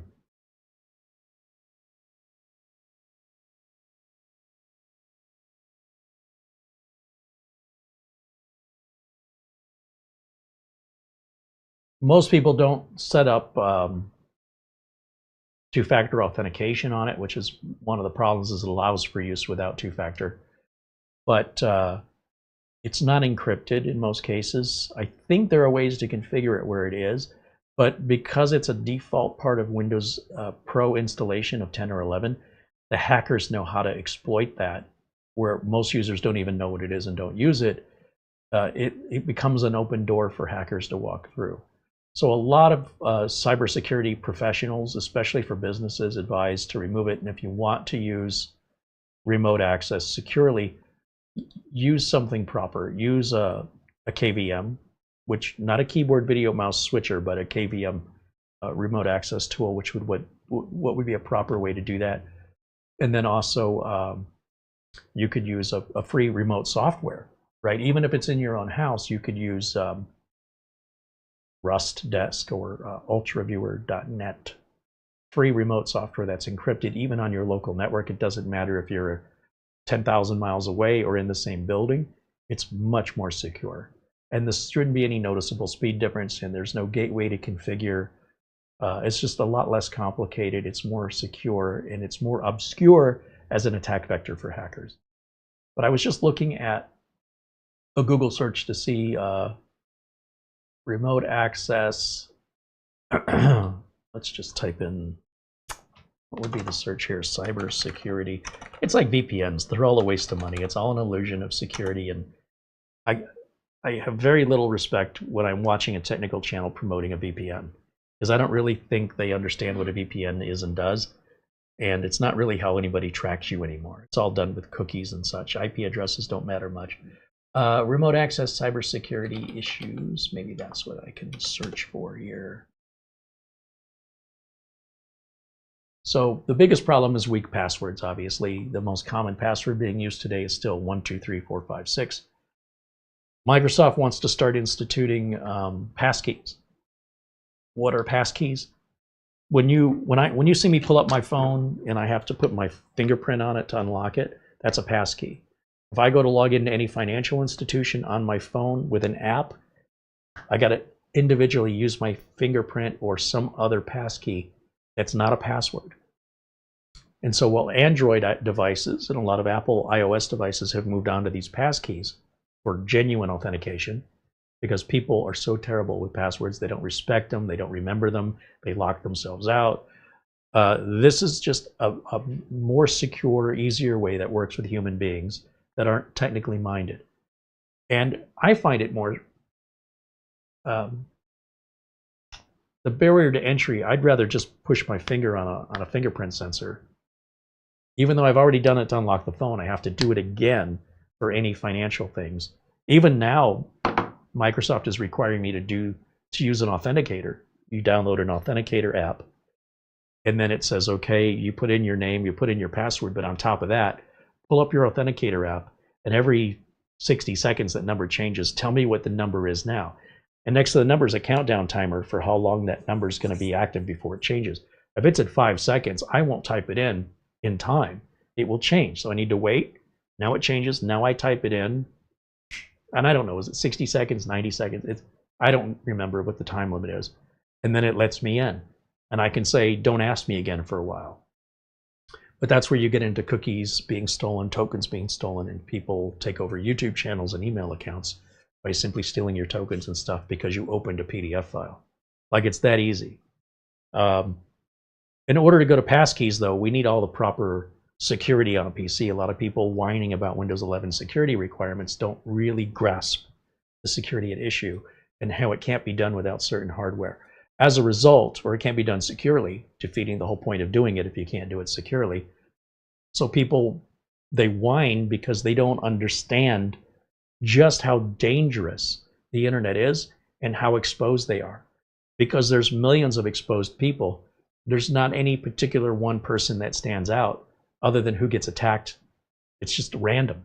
It's such an easy, it's like you're going fishing and there's thousands, tens of thousands of fish in the lake. You're not catching them all. You're catching the ones that, for whatever reason, took the bait. Your boat was at the right place at the right time with the right bait. Everything was just right. That particular fish didn't do anything wrong other than be vulnerable. And so you can choose that path if that's been working for you. Good luck with sustaining that. It's just a matter of time. Or you are proactive in ensuring you have everything possible that you could do, which even still may not be enough if you're specifically targeted. Most people are victims not because they're specifically targeted, but because they didn't properly secure themselves and they were blissfully unaware of it for years. So you can be reactive or you can be proactive. The choice is yours.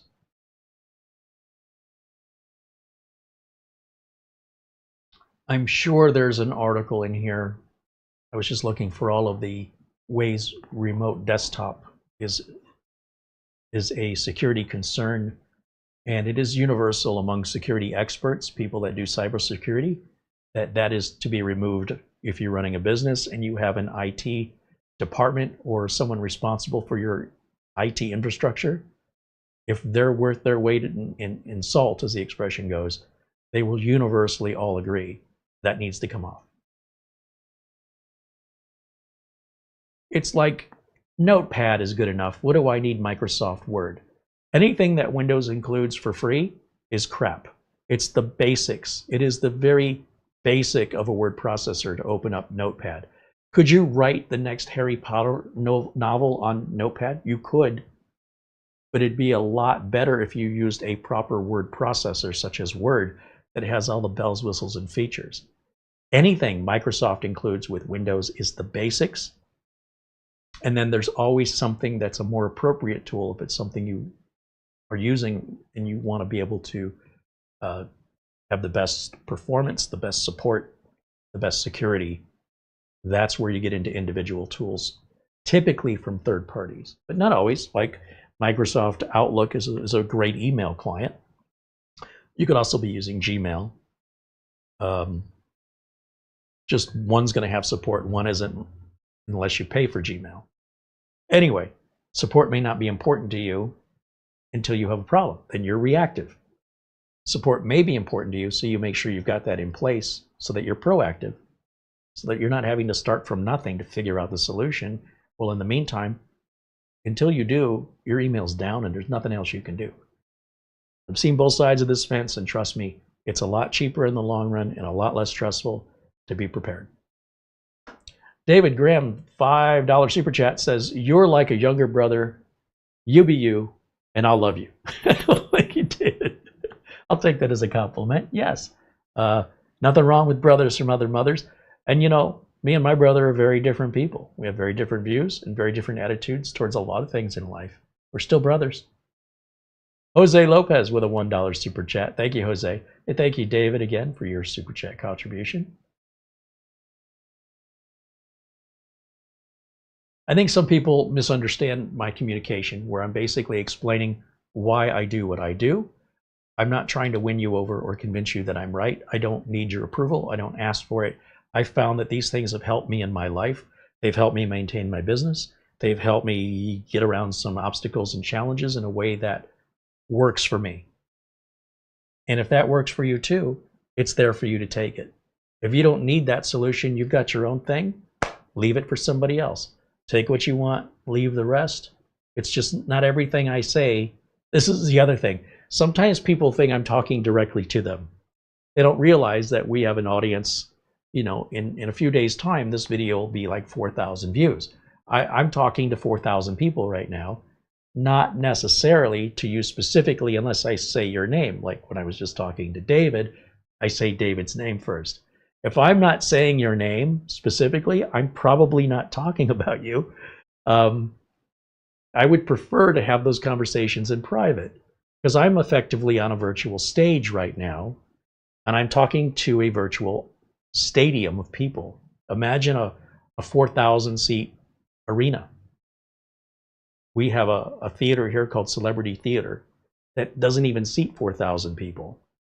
And I'm filling that virtually with the views I get. That's not a boast or a brag. It'd be a boast or a brag if I said it was 400,000 people. But nonetheless, it's a lot more than just a couple of friends. It's a whole audience. And I don't want to alienate anybody.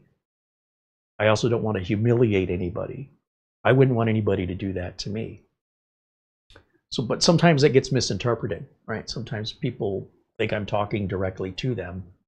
And again, if I do that, I will mention your name. But I do think there are conversations that are meant for private. And that's why you're always welcome to email us. And then there's the conversation that, you know, think of a comedian on stage where you get hecklers, right? And then you might deal with the heckler, you might ignore them.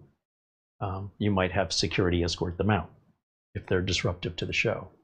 Because now if the person on stage is being monopolized by one person in the audience, the rest of the audience is like, what are we here for? I paid money to be ignored, or he's not even doing the show. He's having a conversation with some random dude out there, and you know, Maybe for a few seconds it's tolerable, but after a certain amount of time, people just get up and leave.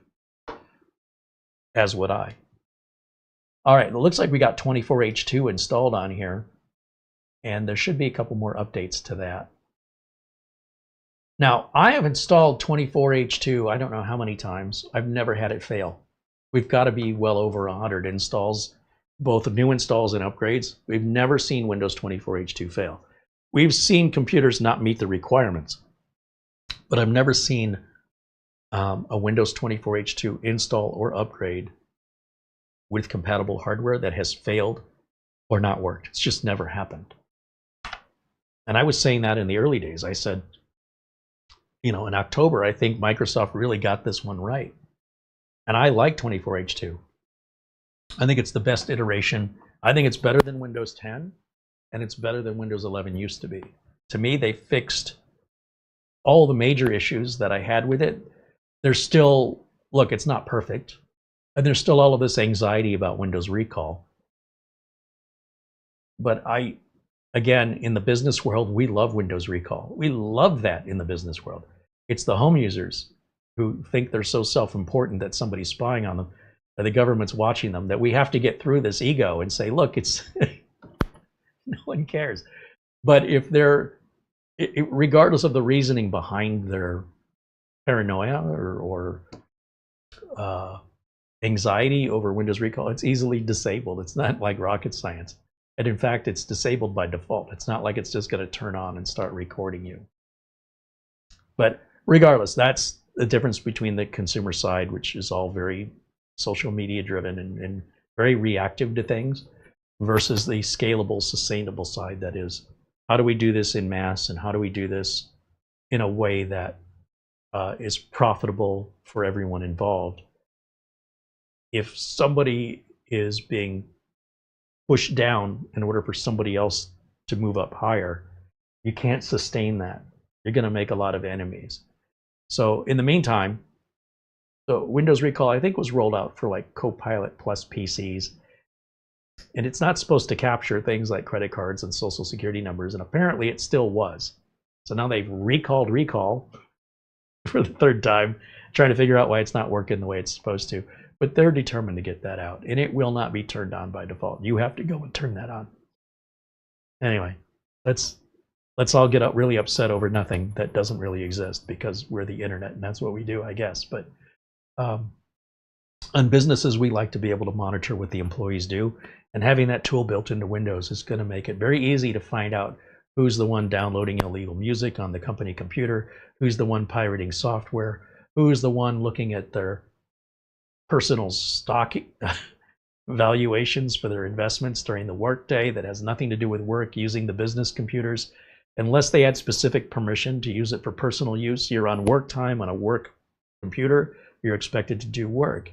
And then when the whole system gets infected with a virus and everybody says it wasn't me, we can go back and look through the Windows recall and determine exactly who's responsible for the virus. Not because we want to punish somebody, but we want to train them. We want to say, look, you're supposed to know better than this. We've already trained you. You need to go back for training again.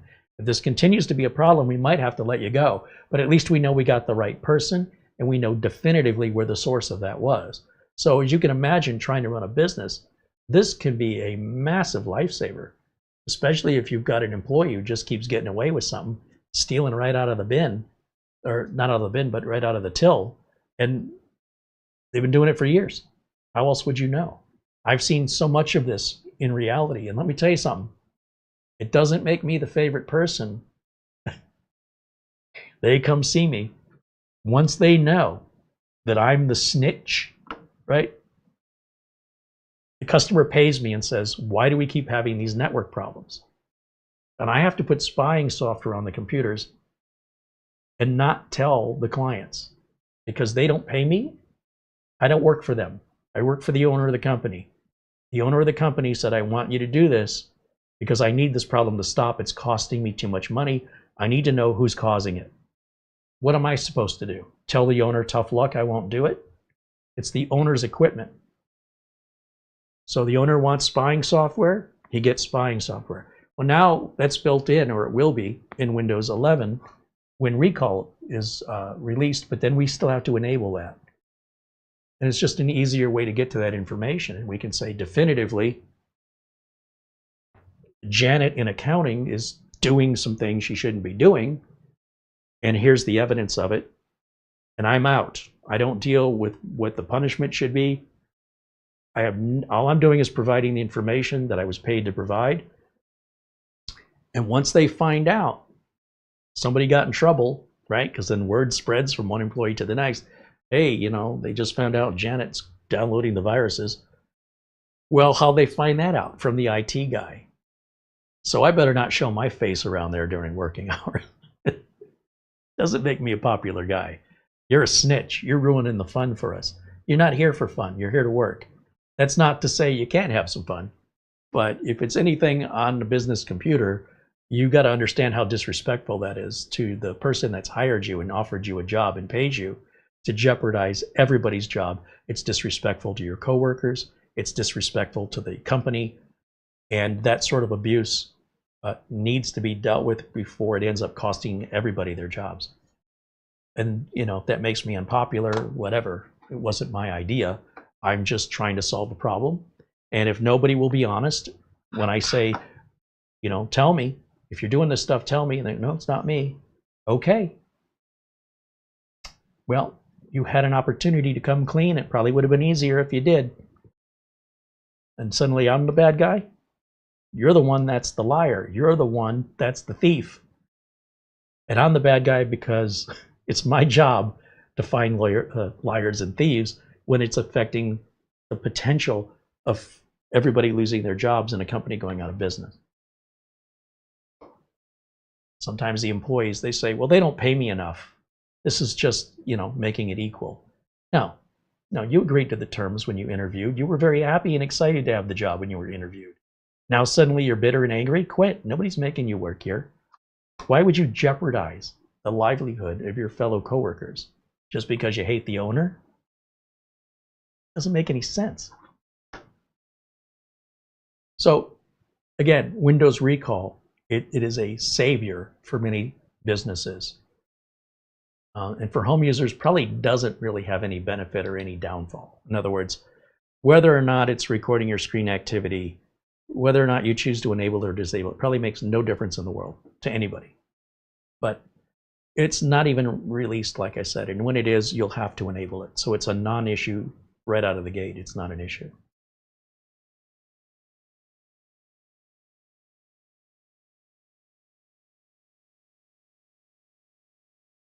One more time over to Windows Update. That should be everything. Now, one of the things that I do after I put that 24H2 in is it saves the previous install of Windows, so you can roll back if you wanted to change your mind.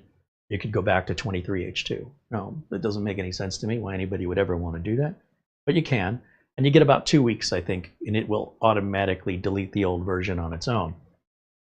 But that's like 30 gigs of drive space that's being consumed for no good reason, and most people want as much drive space as possible. It's comforting to have that extra space.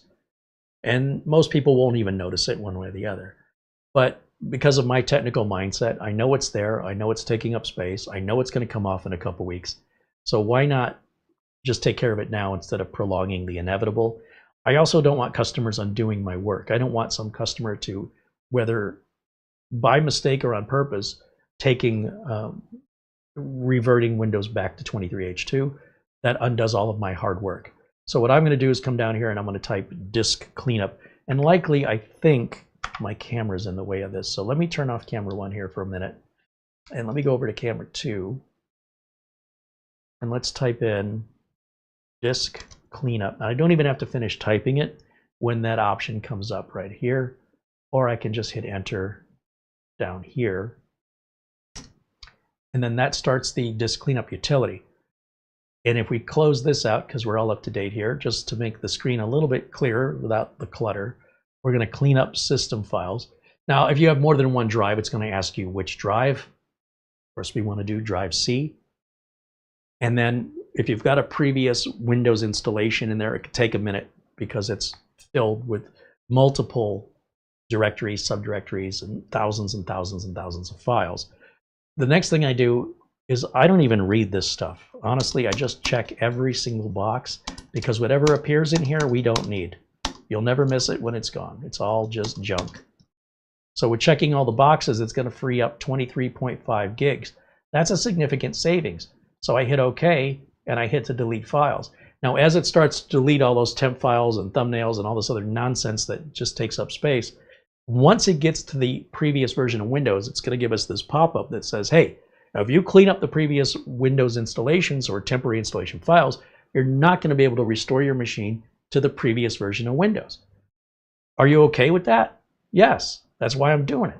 Okay, and then it starts removing the previous Windows installation, and that's going to be the biggest part of that 20 plus gigs is just that. So this could take, 10, 15 minutes, even longer on some machines. No problem. I just walk away, do something else for a little while. And then I restart and I've got a cleaner hard drive. I've got more available space, which again, I would have anyway in time, but I have it now. Again, I like to be proactive. That's my preference. You have yours. But I'd rather be proactive than reactive. Reactive is too stressful for me.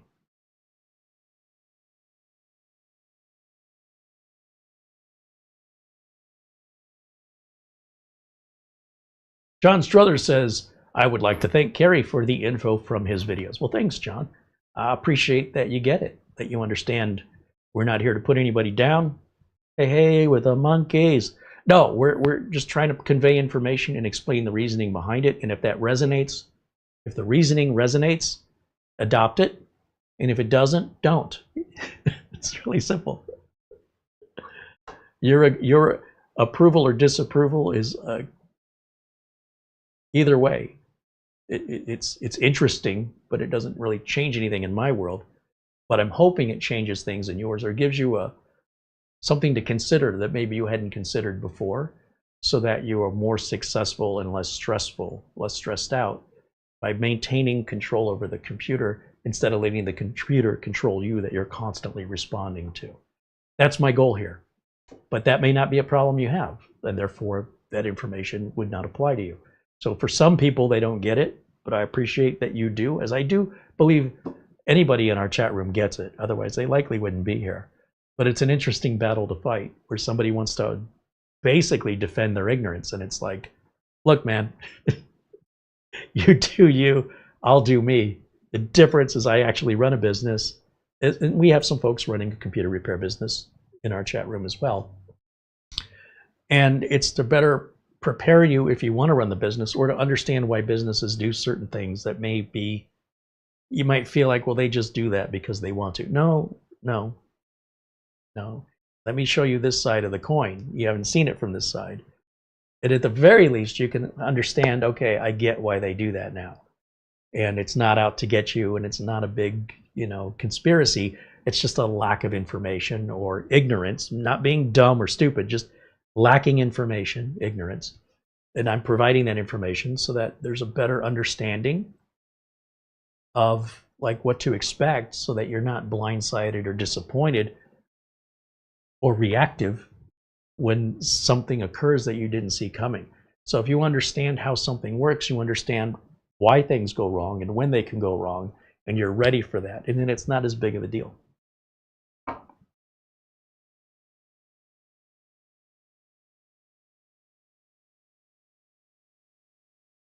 FM Lazar says, are the computers you manage from a business locked down from employees doing reversion on their own? They are not, no. We're not on a traditional server. So basically, with the computers that I maintain, they're small offices. They're lawyers' offices, dentist offices. Actually, the dentist office does have a server, but that's a different thing. We've got accountants, and we've got, well, for a while, I had a forensics company. I had a hydrologist's company. A chemical company. And essentially what we're doing is we're putting on security software.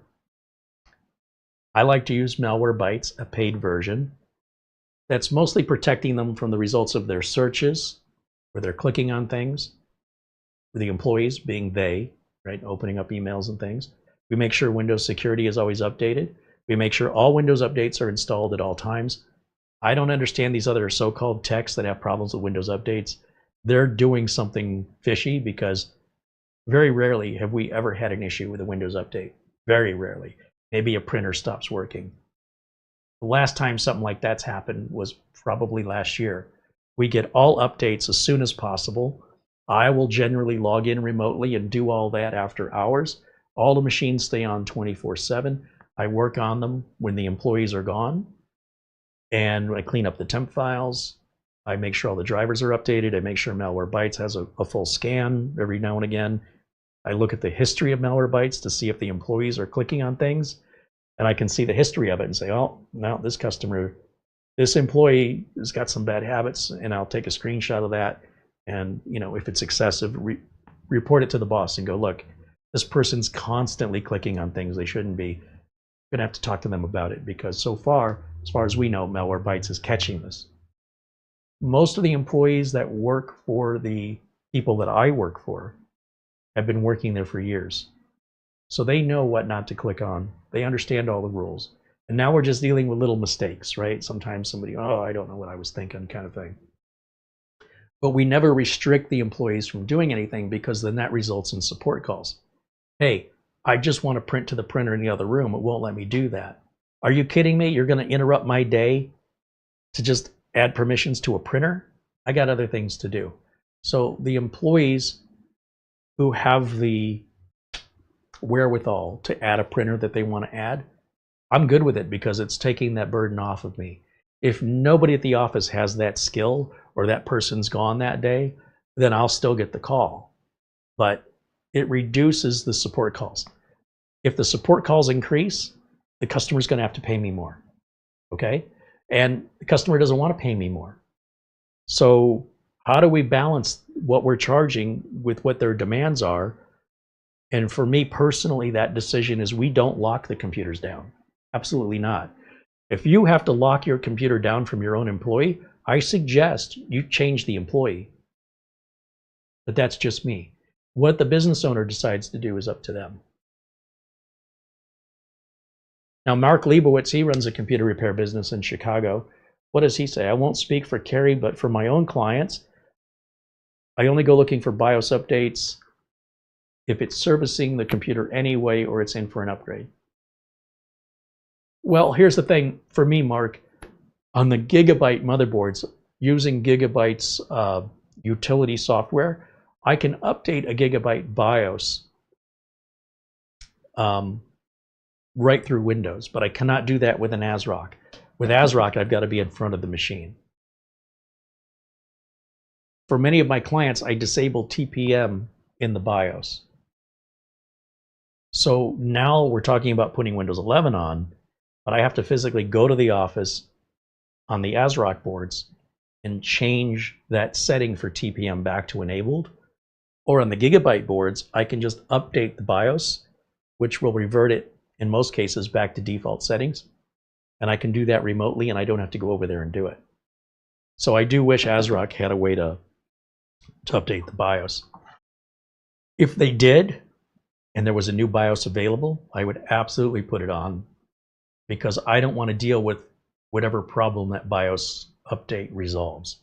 I'm proactive. I want to keep emphasizing I am proactive, and my customers remain blissfully ignorant of all the problems they would have had if we would have left the original BIOS on, waited for a problem, and then reacted. I am proactive. So Mark has his way, I have my way, and neither way is right and neither way is wrong. It's all about what you're prepared to do and what your responsibilities are that you're willing to take on. Mark's willing to take on a reactive approach. I'm willing to take on a proactive approach. Being proactive can sometimes cause problems, but in my experience, it's very rare. And in my experience, being reactive is always too stressful, and it always happens at the worst possible time. Because I'm self-employed, I don't have anybody to delegate the work to. I have to do it myself. And I had plans that day before the phone rang. So I would rather, at night when everybody's gone, take care of updating drivers. Do they need the new drivers? Well, why did the new drivers exist? Do you want to find out why? I got a guaranteed way. In a matter of time, you're going to find out why. I don't know how much time. Give it enough time. You're going to find out the driver solves the problem that you could have completely avoided and never had the problem had you installed the driver, the updated driver. But that's the way I look at it. That's my perspective.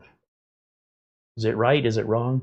Doesn't matter. It's what sustains my business. And so long as I can pay my bills and my customers are happy, that's the only thing I need. I don't need anybody to agree with it or disagree with it. And neither does Mark. Mark does it his way because at the end of the day, it determines if he can pay his bills and if he's got customers coming back for more. So what works for him and what works for me is very different, in the same way that we might go to a restaurant and I might order a steak and he might order fish. Okay, that's preference. It's all good.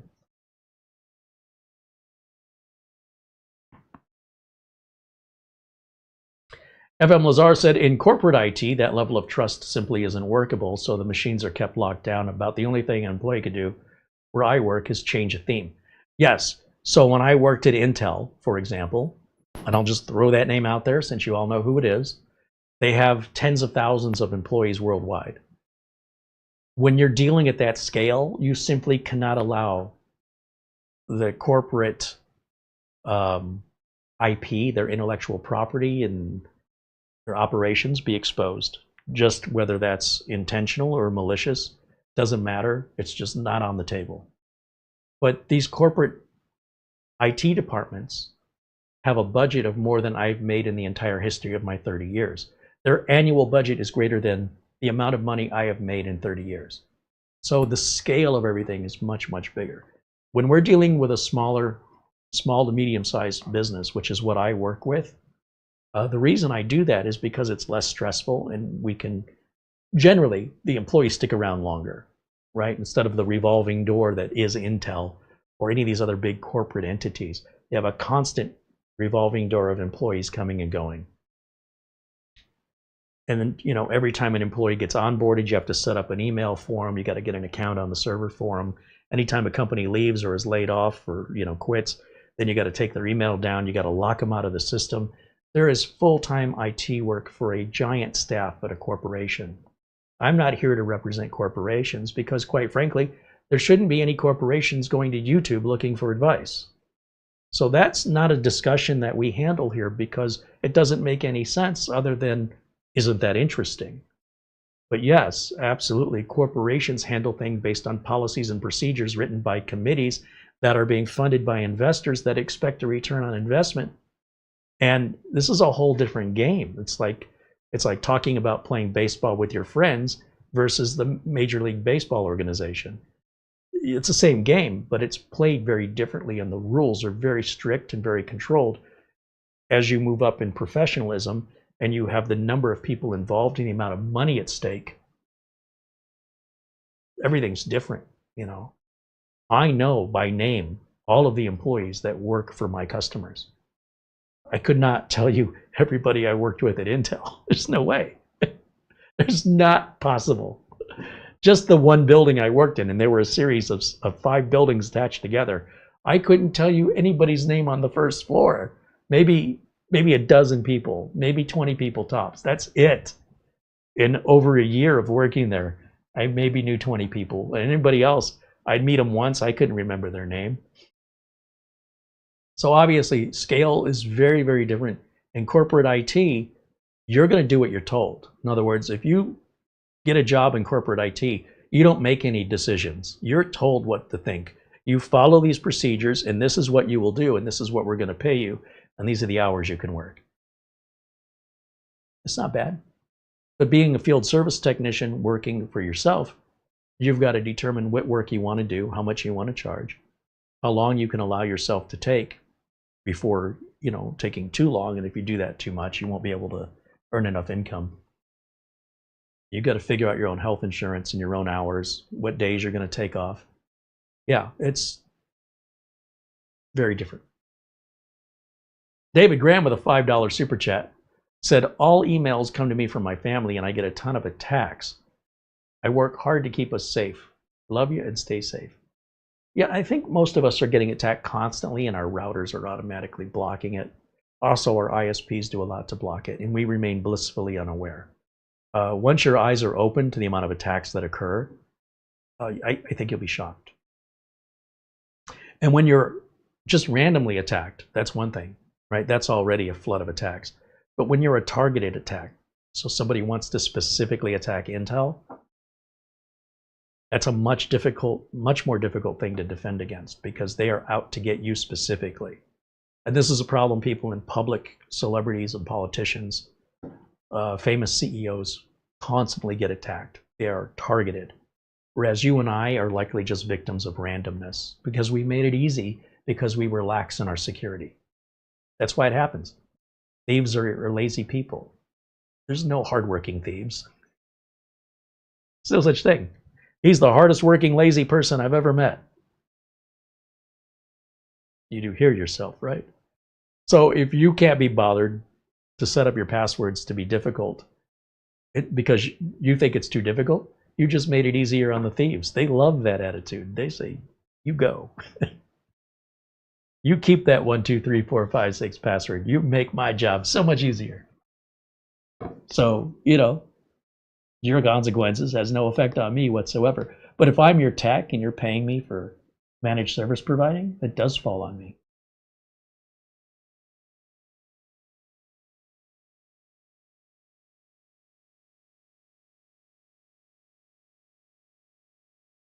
John Struther said he just ordered an MSI mid-tower PC gaming case from Amazon. All right. Sounds like a build coming up. I'm on board. Film it. Share it with us.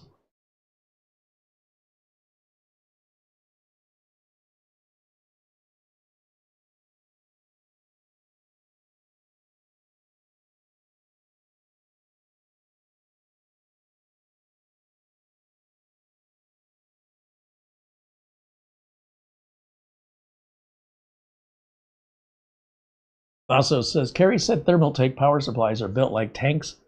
They're my favorite, and these are the ones I use. Yeah, I've had very little complaints about Thermaltake power supplies. If anything, I've had to get rid of a few that were just so old. I just didn't want to use them.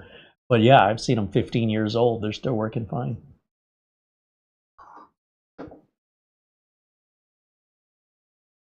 Primarily EVGA is my choice of power supply. You'll probably see that brand more than any other. But I also like NZXT's power supplies as well. I think the Seasonics are overpriced, just like Noctua fans. It's not that they're not good. Same with Sony. It's just like you're paying an added price for the name brand on it. And I don't see any benefit in build quality or a lifespan on their products. Maybe back in the day, but not anymore. So for me, if there's a Noctua fan that's a good price, I'll buy it. But people will buy it because it says Noctua. It's like people buy BMWs or any other lifestyle. It's a lifestyle choice. It's not a.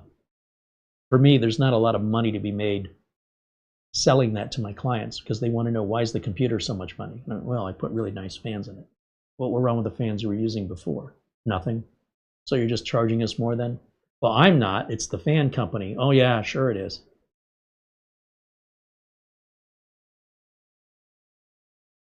Yeah, that's just not a good relationship to have with a customer when you have to explain a price differential and you try and convince them that you sold them something better quality-wise when they never had a problem quality-wise with the previous system.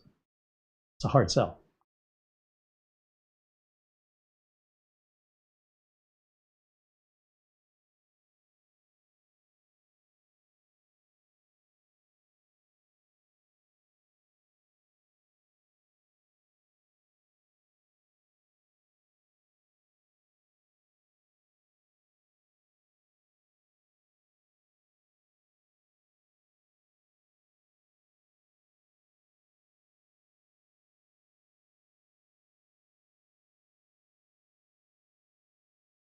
FM Lazar said the main issue with Windows updates is they can occur at times that impact productivity. No, that's all configurable. Like if the IT department was too lazy to set up the install, like usually in corporate, I think FM Lazar is hooked on corporate stuff. We're not here to talk about corporate stuff. It doesn't apply to our viewers. And corporate America doesn't rely on YouTube videos. So it's kind of a pointless discussion to continue on, other than explaining, which we already have, the difference between being a smaller, medium-sized office versus a corporation is a very big difference in scale. And in scale, we're talking about employees, equipment, complexity. As a result, any discussion in that matter is just not an appropriate place for it, because we're not a corporate channel. We're not here to teach people corporate. That's corporate's domain. They're going to teach you how they want it done, not the way Carey said to do it. And you're either going to do it and get paid, or not do it and be fired. That's it. So to discuss it is pointless, because it's not up to you or me to make those decisions. It's only up to you or me to basically understand the difference between and why that difference exists. The difference.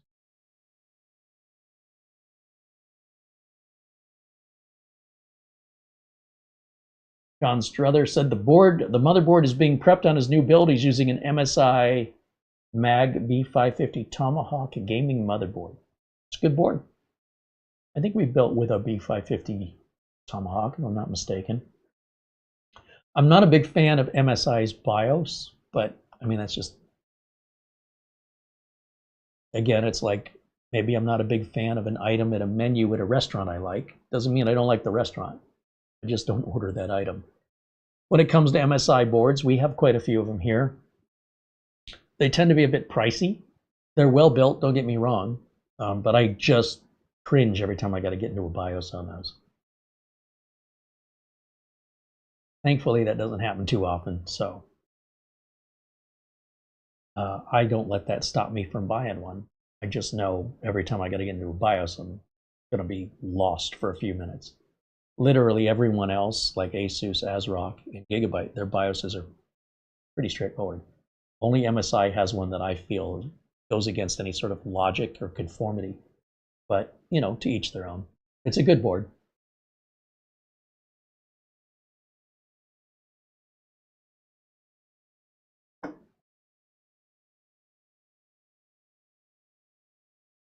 Oh, you know what? I bet you are. This finished a long time ago. I forgot. Let's reboot this. Sometimes when you reboot it, you're going to see an update in progress. And what that is actually doing is it's finishing deleting temp files that were in use while your operating system was on. So we did not see that this time. But if you do see updates are in progress after you do a disk cleanup, it's still the disk cleanup running. I mean, I wish Microsoft was a little clearer on that, but it's not actually an update that's in progress, but rather the disk cleanup that's finishing that you requested it to do. So I make a habit out of rebooting after a disk cleanup to get that out of the way, because if I do it later, I'll forget, and I'm like, well, that's weird. I just did all the updates. Why is it giving me an update? And it's not an update, even though it says it is. It's not confusing at all.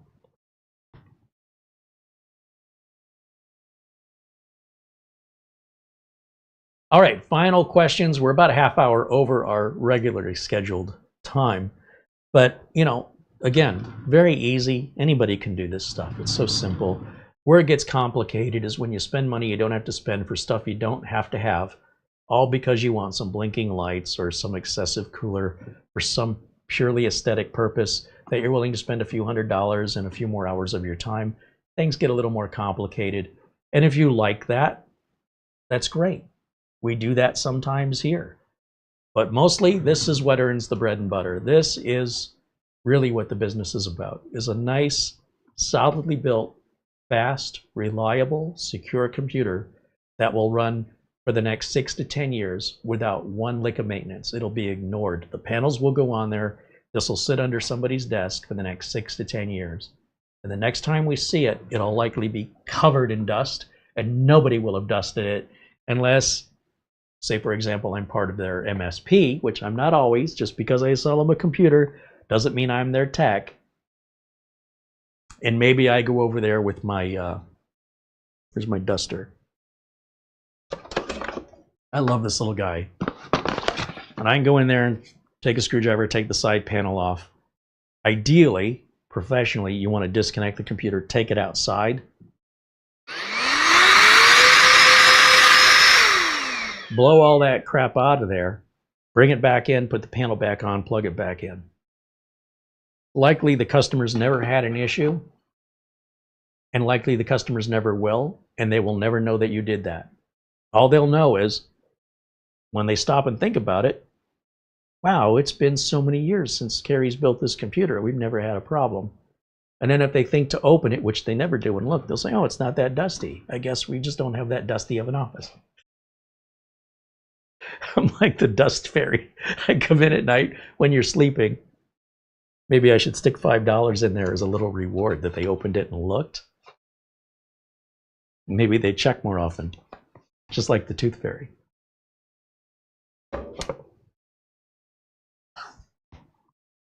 I just thought of that. That'd be a genius idea. Just a little $5 bill tucked right there that you can't see unless you open it. And your reward for opening it is you get $5. Where'd that come from? Has it been there the whole time? I better check again. Well, that'll get people into the right habits, won't it?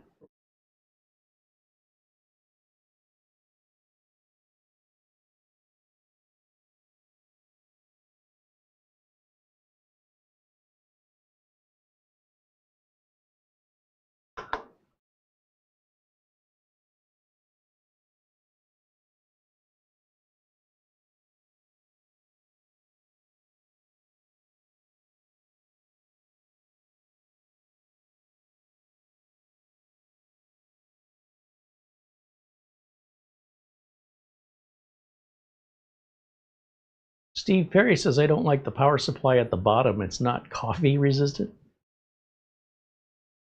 I don't understand. How would coffee? There's no way for you to get coffee in that power supply. You normally operate your computers upside down. I could spill anything on this. The power supply is not touching the bottom. There's no holes on top. You could spill coffee on top. There'd be no way to get coffee or any other fluid into it from gravity. So I'm baffled. I don't know what you meant. The tooth fairy and dust Carey. Not a bad idea. And I can collect teeth while I'm there just because it's a hobby of mine. It isn't. Please don't send me your teeth. Oh, I was going to check the BIOS on this, right? So what's the latest BIOS, first of all? Let me go back over to camera 2 here. And let's take a quick look. Again, I'm sort of stalling for time if you guys have any other questions or comments during today's live show, because we're about to wrap it up. So we're just going to jump over here, start with Outlook data, uncheck this box, confirm and continue, uncheck this box, confirm and start browsing, and then we're going to close it and reopen it again because I can't be bothered to close the tabs and I don't want to read them. So we have a B760 Pro RS D4. The D4 means it's DDR4, and yes, there is a D5 version of the motherboard, but you won't see any performance difference between DDR4 and DDR5 unless you're going into an i7 or i9. This is only an i5, so doing that would be a complete waste of money and a lack of understanding what the difference is to begin with. But hey, the industry doesn't work on customers understanding. It's working on convincing a customer to spend their money. Let's go to the ASRock website and under support. Come on now. We go down here where it says support, over to BIOS. Latest BIOS is 11.01 that came out the 1st of October. So I said, there hasn't been any BIOS updates pretty much since October for 12, 13th, and 14th gen. That's all been fixed. Now we're talking about BIOS updates on the 15th gen, on the 890 chipsets. So that's what all the talk and hubbub is about. So don't feel like, how come everybody else is getting BIOS updates? Well, everybody else are having a 15th gen Ultra processor. You still have a 12th, 13th, or 14th or older, and it doesn't need these updates because it's not a first gen product anymore. All right, so anyway, 1101. Now what do we have? So we're going to use CPU-Z, which should be installed. Yeah, it's an older version, 2.09. We're at 2.11 right now. It's a free portable utility. You can just Google to download, and this will tell us all kinds of information about our computer without even the necessity to open it up to check RAM or, in this case, to reboot into the BIOS. We can see we've got version 702, 7.02. That's from the second, that's either the 2nd of January or the 1st of February, depending on the order. Is it month, day, year, or day, month, year? Either way, we're a few versions behind. If we go back to the website, we should see a 702 in the list right there. Yeah, this is dated January 10th. So there's been an 804, a 904, a 1001, and 1101. But we're going to skip all those and go right to the latest one. And back over here to camera 1. Last night, as I was prepping the video, I didn't know if I was going to need the BIOS or not. So I just went ahead and downloaded and extracted it onto my flash drive. And we'll just plug it into literally any USB port back here. Just like that. And then we're going to jump back over here and we'll do right click full screen for Carey. There it is. Close this up. We don't need to see that anymore. Close that up. I like to bookmark the motherboard support page because, you know, keep it with the motherboard. You'll be going back again. Sooner or later, you're going to be back there. Might as well bookmark it. Bookmark it. Book. All right, I'll start pressing the delete key. Chicken mode, exited. Bookmark. Delete, delete, delete, delete, delete, delete, delete. Just keep hitting delete. There we go. And then instant flash is what we want right down here. And on the upper left, you can see our current. Oh, sorry, it's not up there. Where did they move it? Oh, way up at the top. In the big letters, Carey, 7.02 verifies our version.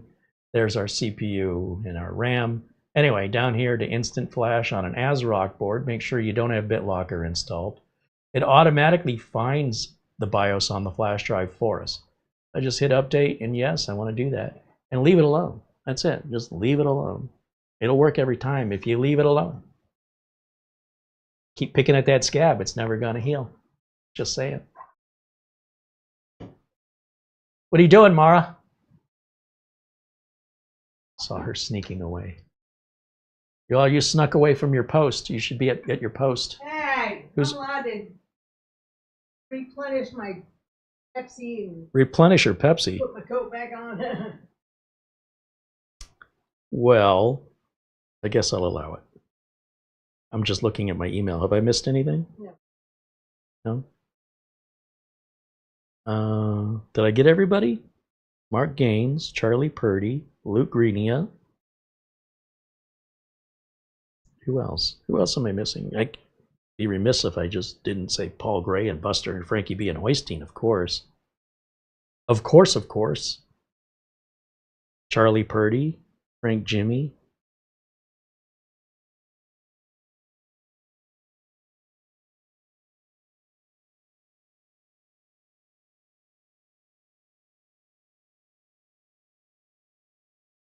Tom Jackson.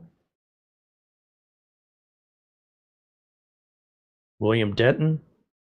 These are just in the last few days. I just want to give another shout out of appreciation to so many of you that have been so generous this year. Like I said, I didn't expect 2024 to have very many builds. I didn't see any purpose behind doing it, and I didn't see any funding to pay for it. And without having to sell my soul to a company to send us stuff to build that they tell us to build and when to build it, we've been able to financially afford to self-fund through the contributions of our members, the memberships themselves, and then on top of that, super chats, PayPal, and gift cards that have come in, that we never saw that coming. Like, that was really surprising.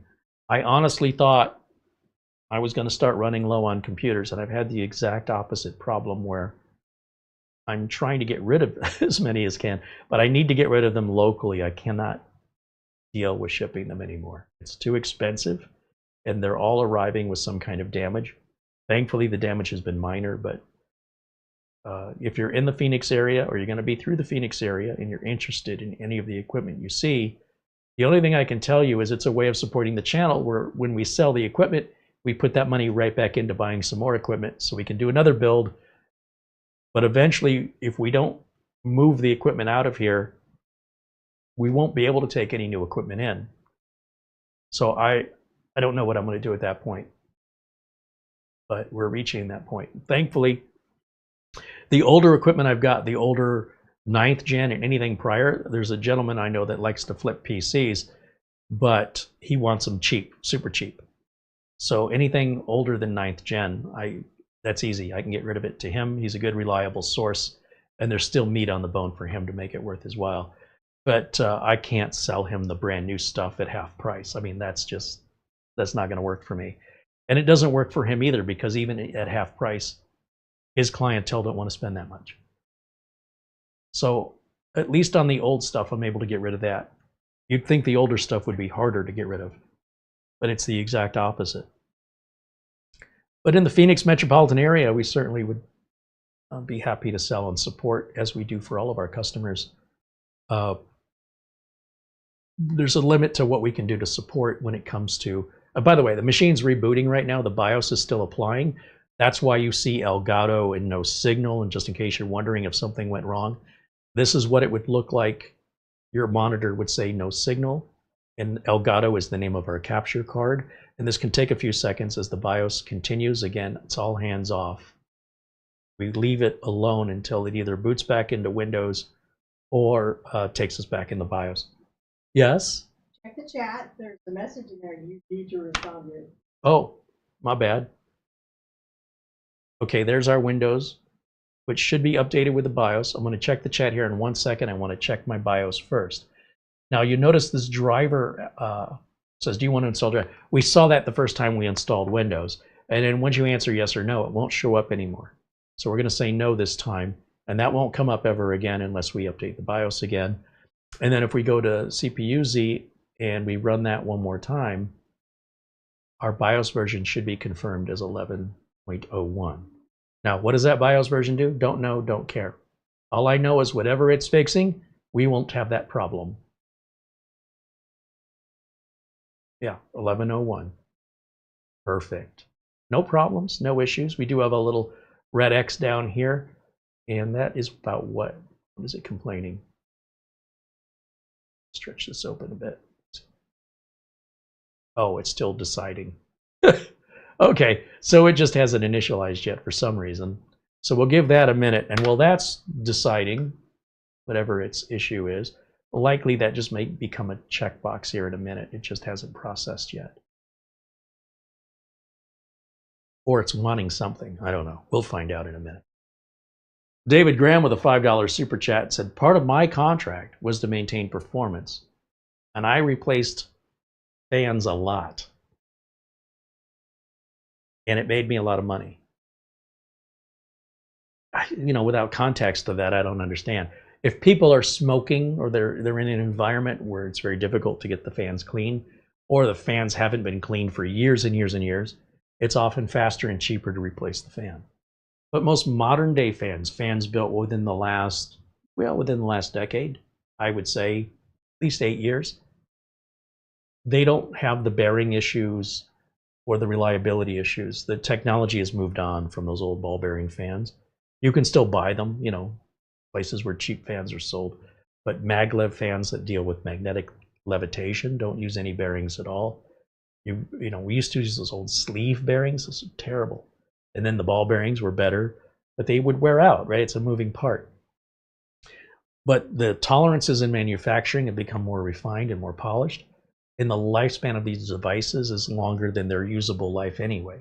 So, you know, the benefit of buying name brand like Noctua over Corsair or something just doesn't really exist. In some cases, Corsair's fans are superior, in my opinion.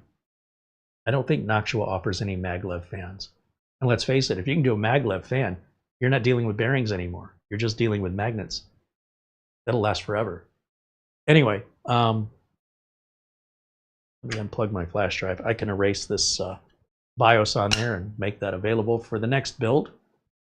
I like to keep the flash drive blank for BIOS flashes, and that way there's only one file on it, so you can't pick the wrong one or have difficulty finding it when you need to load the BIOS, the correct BIOS. All right, Mara says there's something in the chat I need to see. Latest CPU-Z is 2.13. Oh, see, I'm 2 versions behind. Thank you for making me aware of that. I never quite know. There's no rhyme or reason to those updates that I've been able to figure out.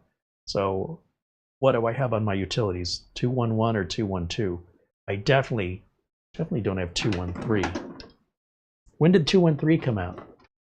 Just curious, how long has that train been there? Yesterday? Oh, well, no wonder. No, I don't know. When was it? What's on my utilities flash drive? Let me just double check. Thought I had 211.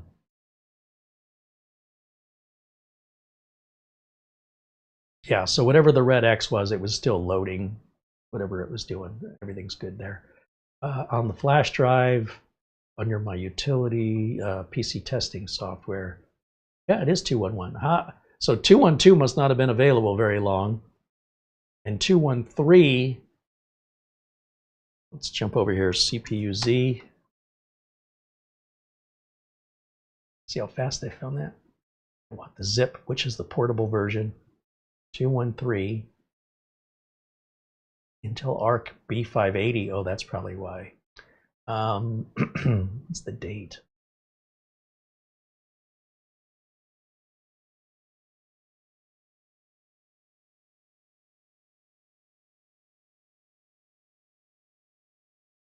Small file. I extract it to its own folder, and that goes on my zip drive. So we can do that live right now.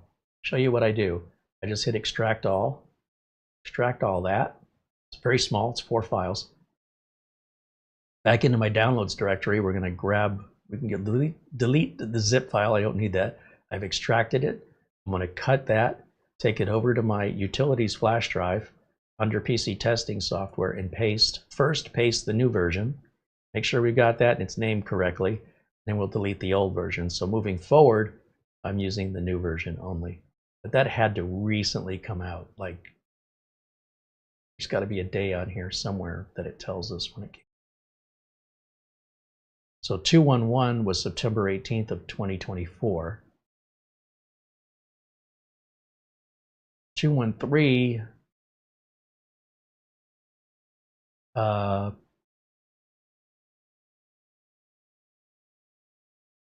2.13, is there a date on the article when they published it? Version history. This came out 7 days ago. And 212 came out on November 6th. So that shows you the last time I checked for, so I didn't have 211.2. I had 211. So the last time I checked it was sometime before October 26th, and I haven't checked it again until today. So I appreciate you bringing that to my attention. I'm not quite sure how critical it is for me to have all these updates, but again, I'd rather be proactive than reactive. So I appreciate bringing that to my attention. And then what else was I missing? Cronus says, someday we'll build a machine together on the stream. What are you waiting for? We're here. Let us know anytime you're ready. You're always welcome. It's always good to see. In fact, you're welcome even if we don't make a stream. We'll just hang out. Always good to see Begowden. Always good.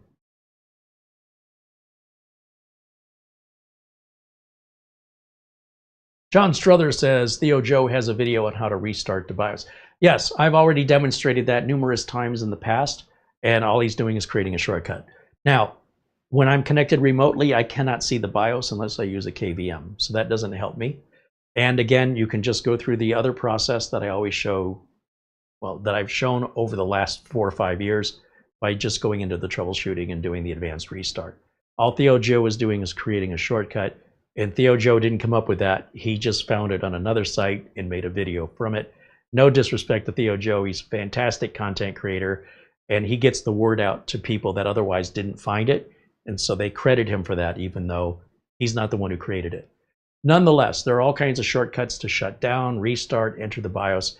You don't have to click on the pretty pictures. You can, you know, if you're a more technically minded person and it's something you do a lot of, like you're always needing to get into the BIOS, you can put a shortcut on the desktop. Even some motherboard manufacturers have a utility called Restart to BIOS.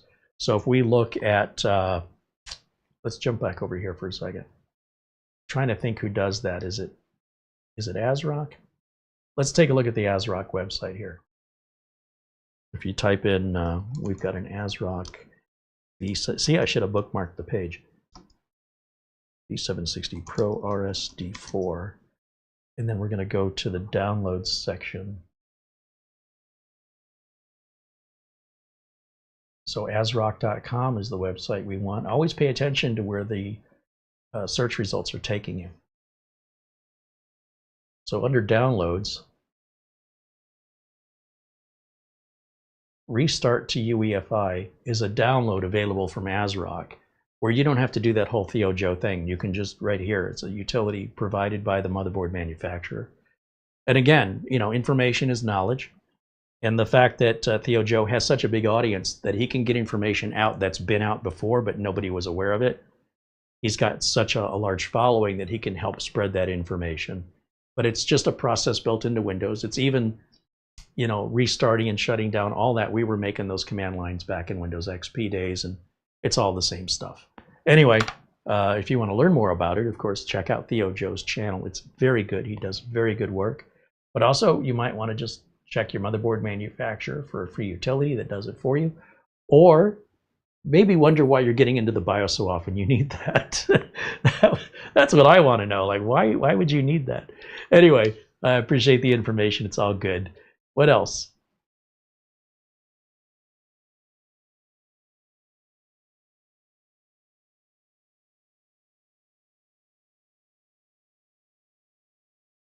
What else do we have? What did I miss? Mara?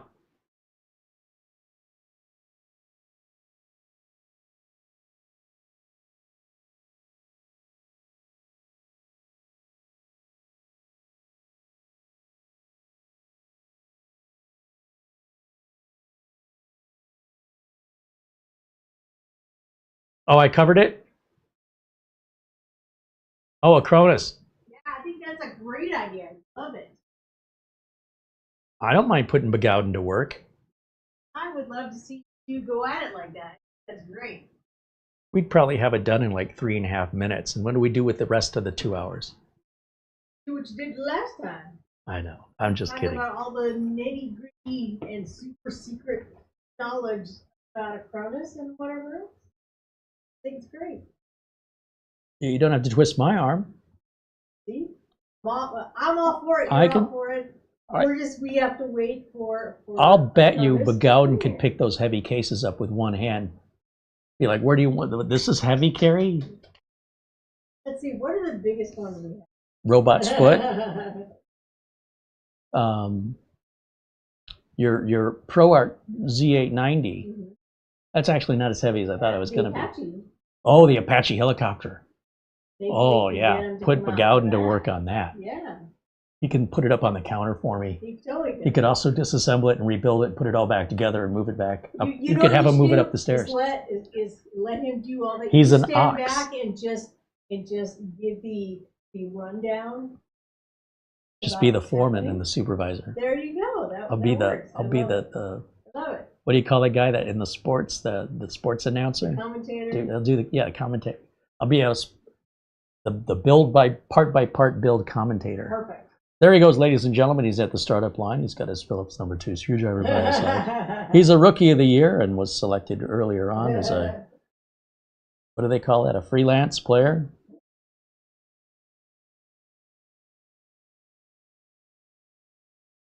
He says it's going to take more than 3 minutes. I haven't built a PC for quite a long time. Well, that's all right. I'll be right here guiding you along just to make sure you know what not to do. I'll say, touch that. Zzzt, ow. Oh, that's why you shouldn't touch that. Thanks for the tutelage. Andrew Murray says, are 200 Rs making a comeback? I thought Corsair ceased producing them. Oh, I think you missed the beginning of the video. We explain all that in the beginning, but we appreciate you hanging out and being a member here. This is old. Let's see.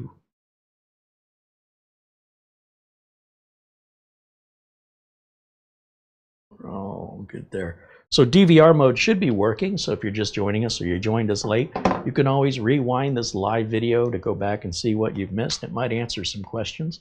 And of course, we're always happy to have you here.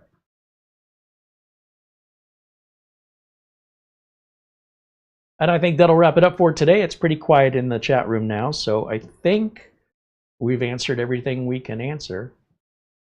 And Alex is asking any advice on buying a capture card. Depends what you want to use it for. What's your bandwidth? What can you upload? What are you trying to upload? How often? At what length? With multiple cameras or one? Are you gaming, streaming? What are you doing? There's all different answers for that I can't get into right now. But there are certainly a number of YouTube channels that specialize in helping people get set up for streaming, whether you're doing a vlog or a how-to or a Twitch game stream. You've got to make sure you've got the resources available in your computer to handle both tasks. You've got to make sure you've got the right capture card for the job. If you want to do 4K or you want to do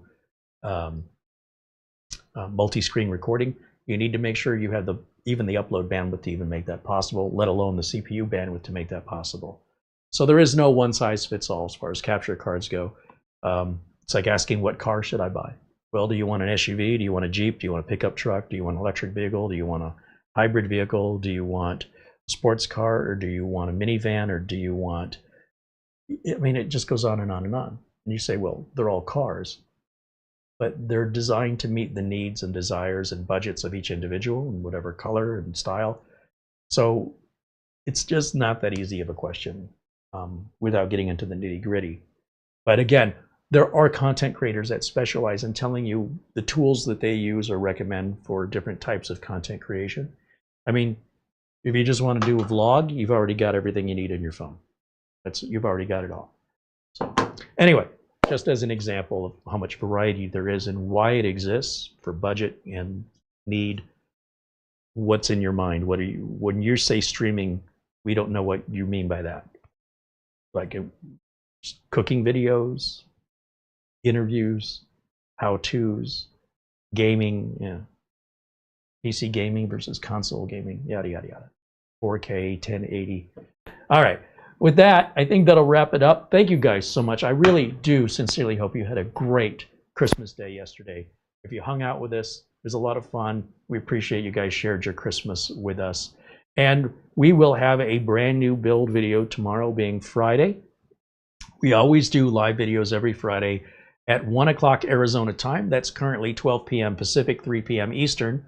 We're going to pick up where we left off on our ASUS ProArt 3 Z890 build, which features the Intel Ultra 9 processor. What's remaining on that? I'm looking for a USB 2 adapter. Unfortunately, the board does not have a spare USB 3 or USB 2. We're using them both, and that's all that's left. But we have to hook up. I've asked Mara, and she wants the 2 additional.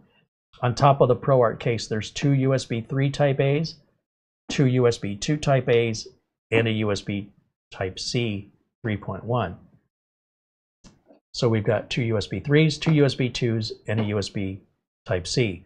Everything's hooked up with those 2 USB 2s because they require a USB 2 header on the motherboard, and we're using that on the ProArt liquid cooler. There is a splitter we could put in, but it's going to look ugly, and I don't really want to split it. I would rather have my own USB 2 adapter in there, and I was looking for an add-in card that would give me a USB 2 header. It doesn't look like they're made anymore. I can get one with a USB 3 header, adapt that to USB 2, so we can, at the very end of the day, we're going to have 2 USB 2s on the top of the case. Or the easiest and simplest and cheapest solution is to buy an extension cable that at one end connects to the USB 2 header cable, runs out the back of the case. We can run it through here, or we'll find a little hole we can run it through and plug it into one of the USB 2 ports in the back. And that will resolve the problem. And we'll just, we'll have a little loop back here, that's all. And we'll just tighten it up and make it look clean and run all the cables behind the motherboard. No one's going to see it. And that's how we're going to get around that little problem. I was a little disappointed that an ASUS ProArt motherboard does not have all of the USB ports required for a ProArt cooler and a ProArt case. You'd think that they were built to be together, but maybe because it's a Z890 chipset, maybe there's some plans to update the cooler or case, or the case, to accommodate the USB ports on the Z890 motherboard. ProArt. The ProArt usually has plenty of I/O, so I'm a little baffled by this. USB 2 is still pretty popular today. Most motherboards give you 2 USB 2 headers. Cheap ones, like this one here. How many does this one have? This is half the price of a ProArt Z890 motherboard. Let me just take a quick... I'll get my big magnifiers and my flashlight.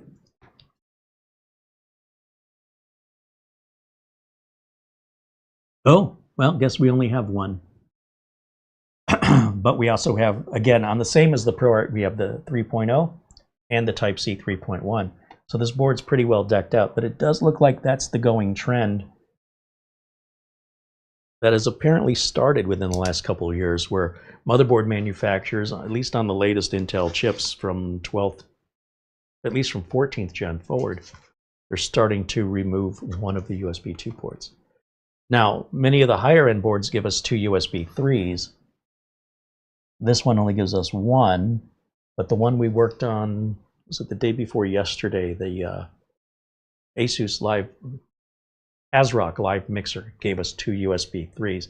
Although the ASUS Live Mixer primarily is about input-output. It has a combined total of 23 USB ports. It's crazy, right? But the back of the I/O has like 16, and then that includes USB Type-C and Type-A, which also includes Thunderbolt. And then the motherboard header has 2 USB 3s that are 2 apiece, 2 USB 2s, I believe, that are 2 apiece, and a USB 3.1 for a total of like 9 just on the board. And what's 23 minus 9? It'd be about 14. So then there's 14 on the back I/O for a total of 23. And even that's less expensive than a ProArt Z890. On the other hand, the Z890 has more bandwidth available for higher speed M.2. We can have 5 M.2 NVMe drives, one running Gen 5, and another one, the rest of the 4 running Gen 4, which this isn't going to do. This only has 1, 2, 3 M.2 drives. So the amount of I/O that you need to have also determines which chip that can handle that many lanes of traffic efficiently. And also, this board does not come with built-in Wi-Fi. This B760 Pro RS D4, I think they make a version of it with Wi-Fi, and you can add Wi-Fi. We've got holes in the I/O shield for Wi-Fi, for the antennas, but there's no Wi-Fi. Anyway, a Wi-Fi is built onto the ProArt Z890. So where it's lacking in some area, I just expected the ProArt to give us an abundance of everything. And the last thing I expected was to fall short hooking up an ASUS piece of hardware to an ASUS motherboard where everything is high-end. High-end cooler, high-end case, high-end board. Just surprised. So because of that, we had to go on Amazon, order that cable. Well, first I was looking for a card, an adapter, and then, asked Mara, do you really want those 2 ports anyway? Consider a splitter. Really don't want to use a splitter. It's going to be ugly cabling, and you're splitting the voltage, and that can result in her, plugging a device into USB 2, like a mechanical drive that runs off USB, that ends up disconnecting the cooler from the software. The cooler will still run, but anyway, it just gets a little complex. So we have that part coming in. I hope to have it tomorrow. And then we can finish that build up, because Mara is very anxious to use that as her new workstation. And then we can take her Apache helicopter and dismantle it. It needs to be thoroughly cleaned, dismantled, and rebuilt from a 10900K to, I don't know, something more modern that we've got looking for a home. And that's the plans. Now, those plans are subject to change depending on what ends up happening between now and then. It'd be great to have Begowden here. He could lift it up for me. But more importantly, it's really cool to have around. I genuinely enjoy his company, obviously.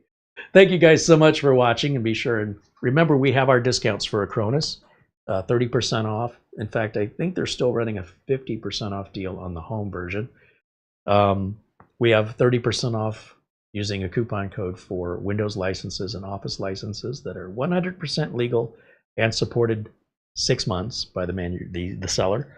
And then finally, RoboForm, our friends at RoboForm, offering 30% off for your password manager. Securely keep your passwords together, keep your mind from too much stress by letting it manage your passwords securely. It's the OG of password managers. I don't know why people have never heard of them, but they're the ones everybody copies. And they're often cheaper. And it's a better product. It's what I use. I use everything I'm recommending to you, or I wouldn't be recommending it to you. If you want to take advantage of those deals, all the links are in the video notes below the video. We should have a video prep of this motherboard. I hope Mara has added that. And yeah, with a little cable management, throw the panels on it. That's ready for my next serious customer that wants, you know, something that they don't want to have to maintain. It's not that I would only sell it to that, but that's more than likely who it's going to go to. You know, something very affordable that's going to last, you know, easily 6 to 10 years without touching it. Well, they should dust it. They typically don't. It'll be fine. And then we'll look at it in 10 years and go, oh, look at that thing. Because that's how this came back. If you remember, this came back with, was it a 5th gen, 4th gen Intel chip in it?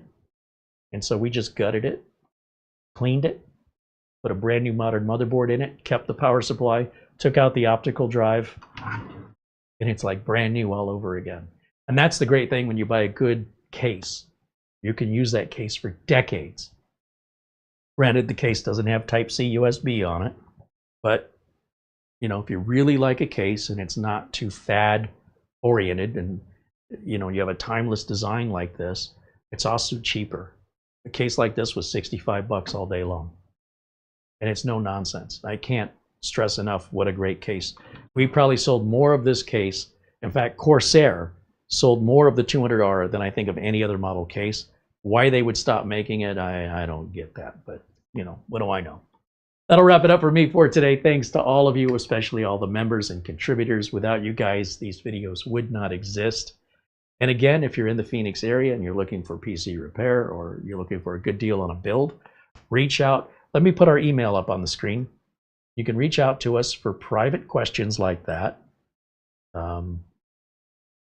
Right there is our email address.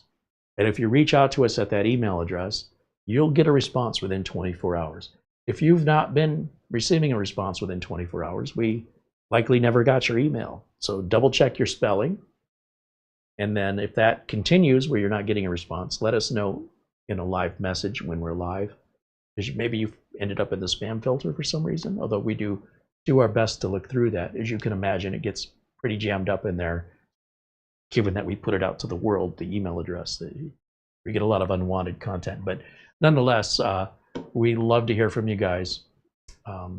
So any questions, comments, or business matters, right there is how you reach us. Thank you to Rare Apple 3 for a $5 super chat. And Rare Apple 3 says, Carey, I just wanted to let you know I got a job in IT at a local IT consulting firm, and so far I really like it. Hey, that's awesome. Welcome to the club, the IT club. People love it or hate it, you know, but I find it to be very rewarding. Obviously, I've been doing it more than I've not been doing it. That's a scary thought. Started this job when I was 20. How old was I in 1990? 21? 23?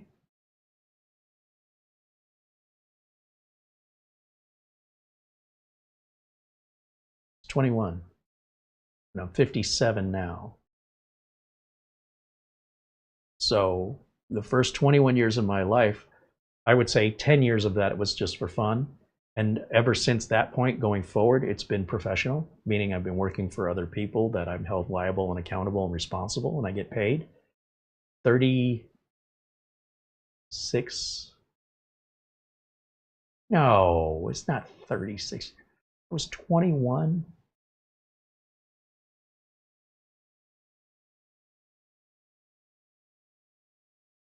I don't want to think about that.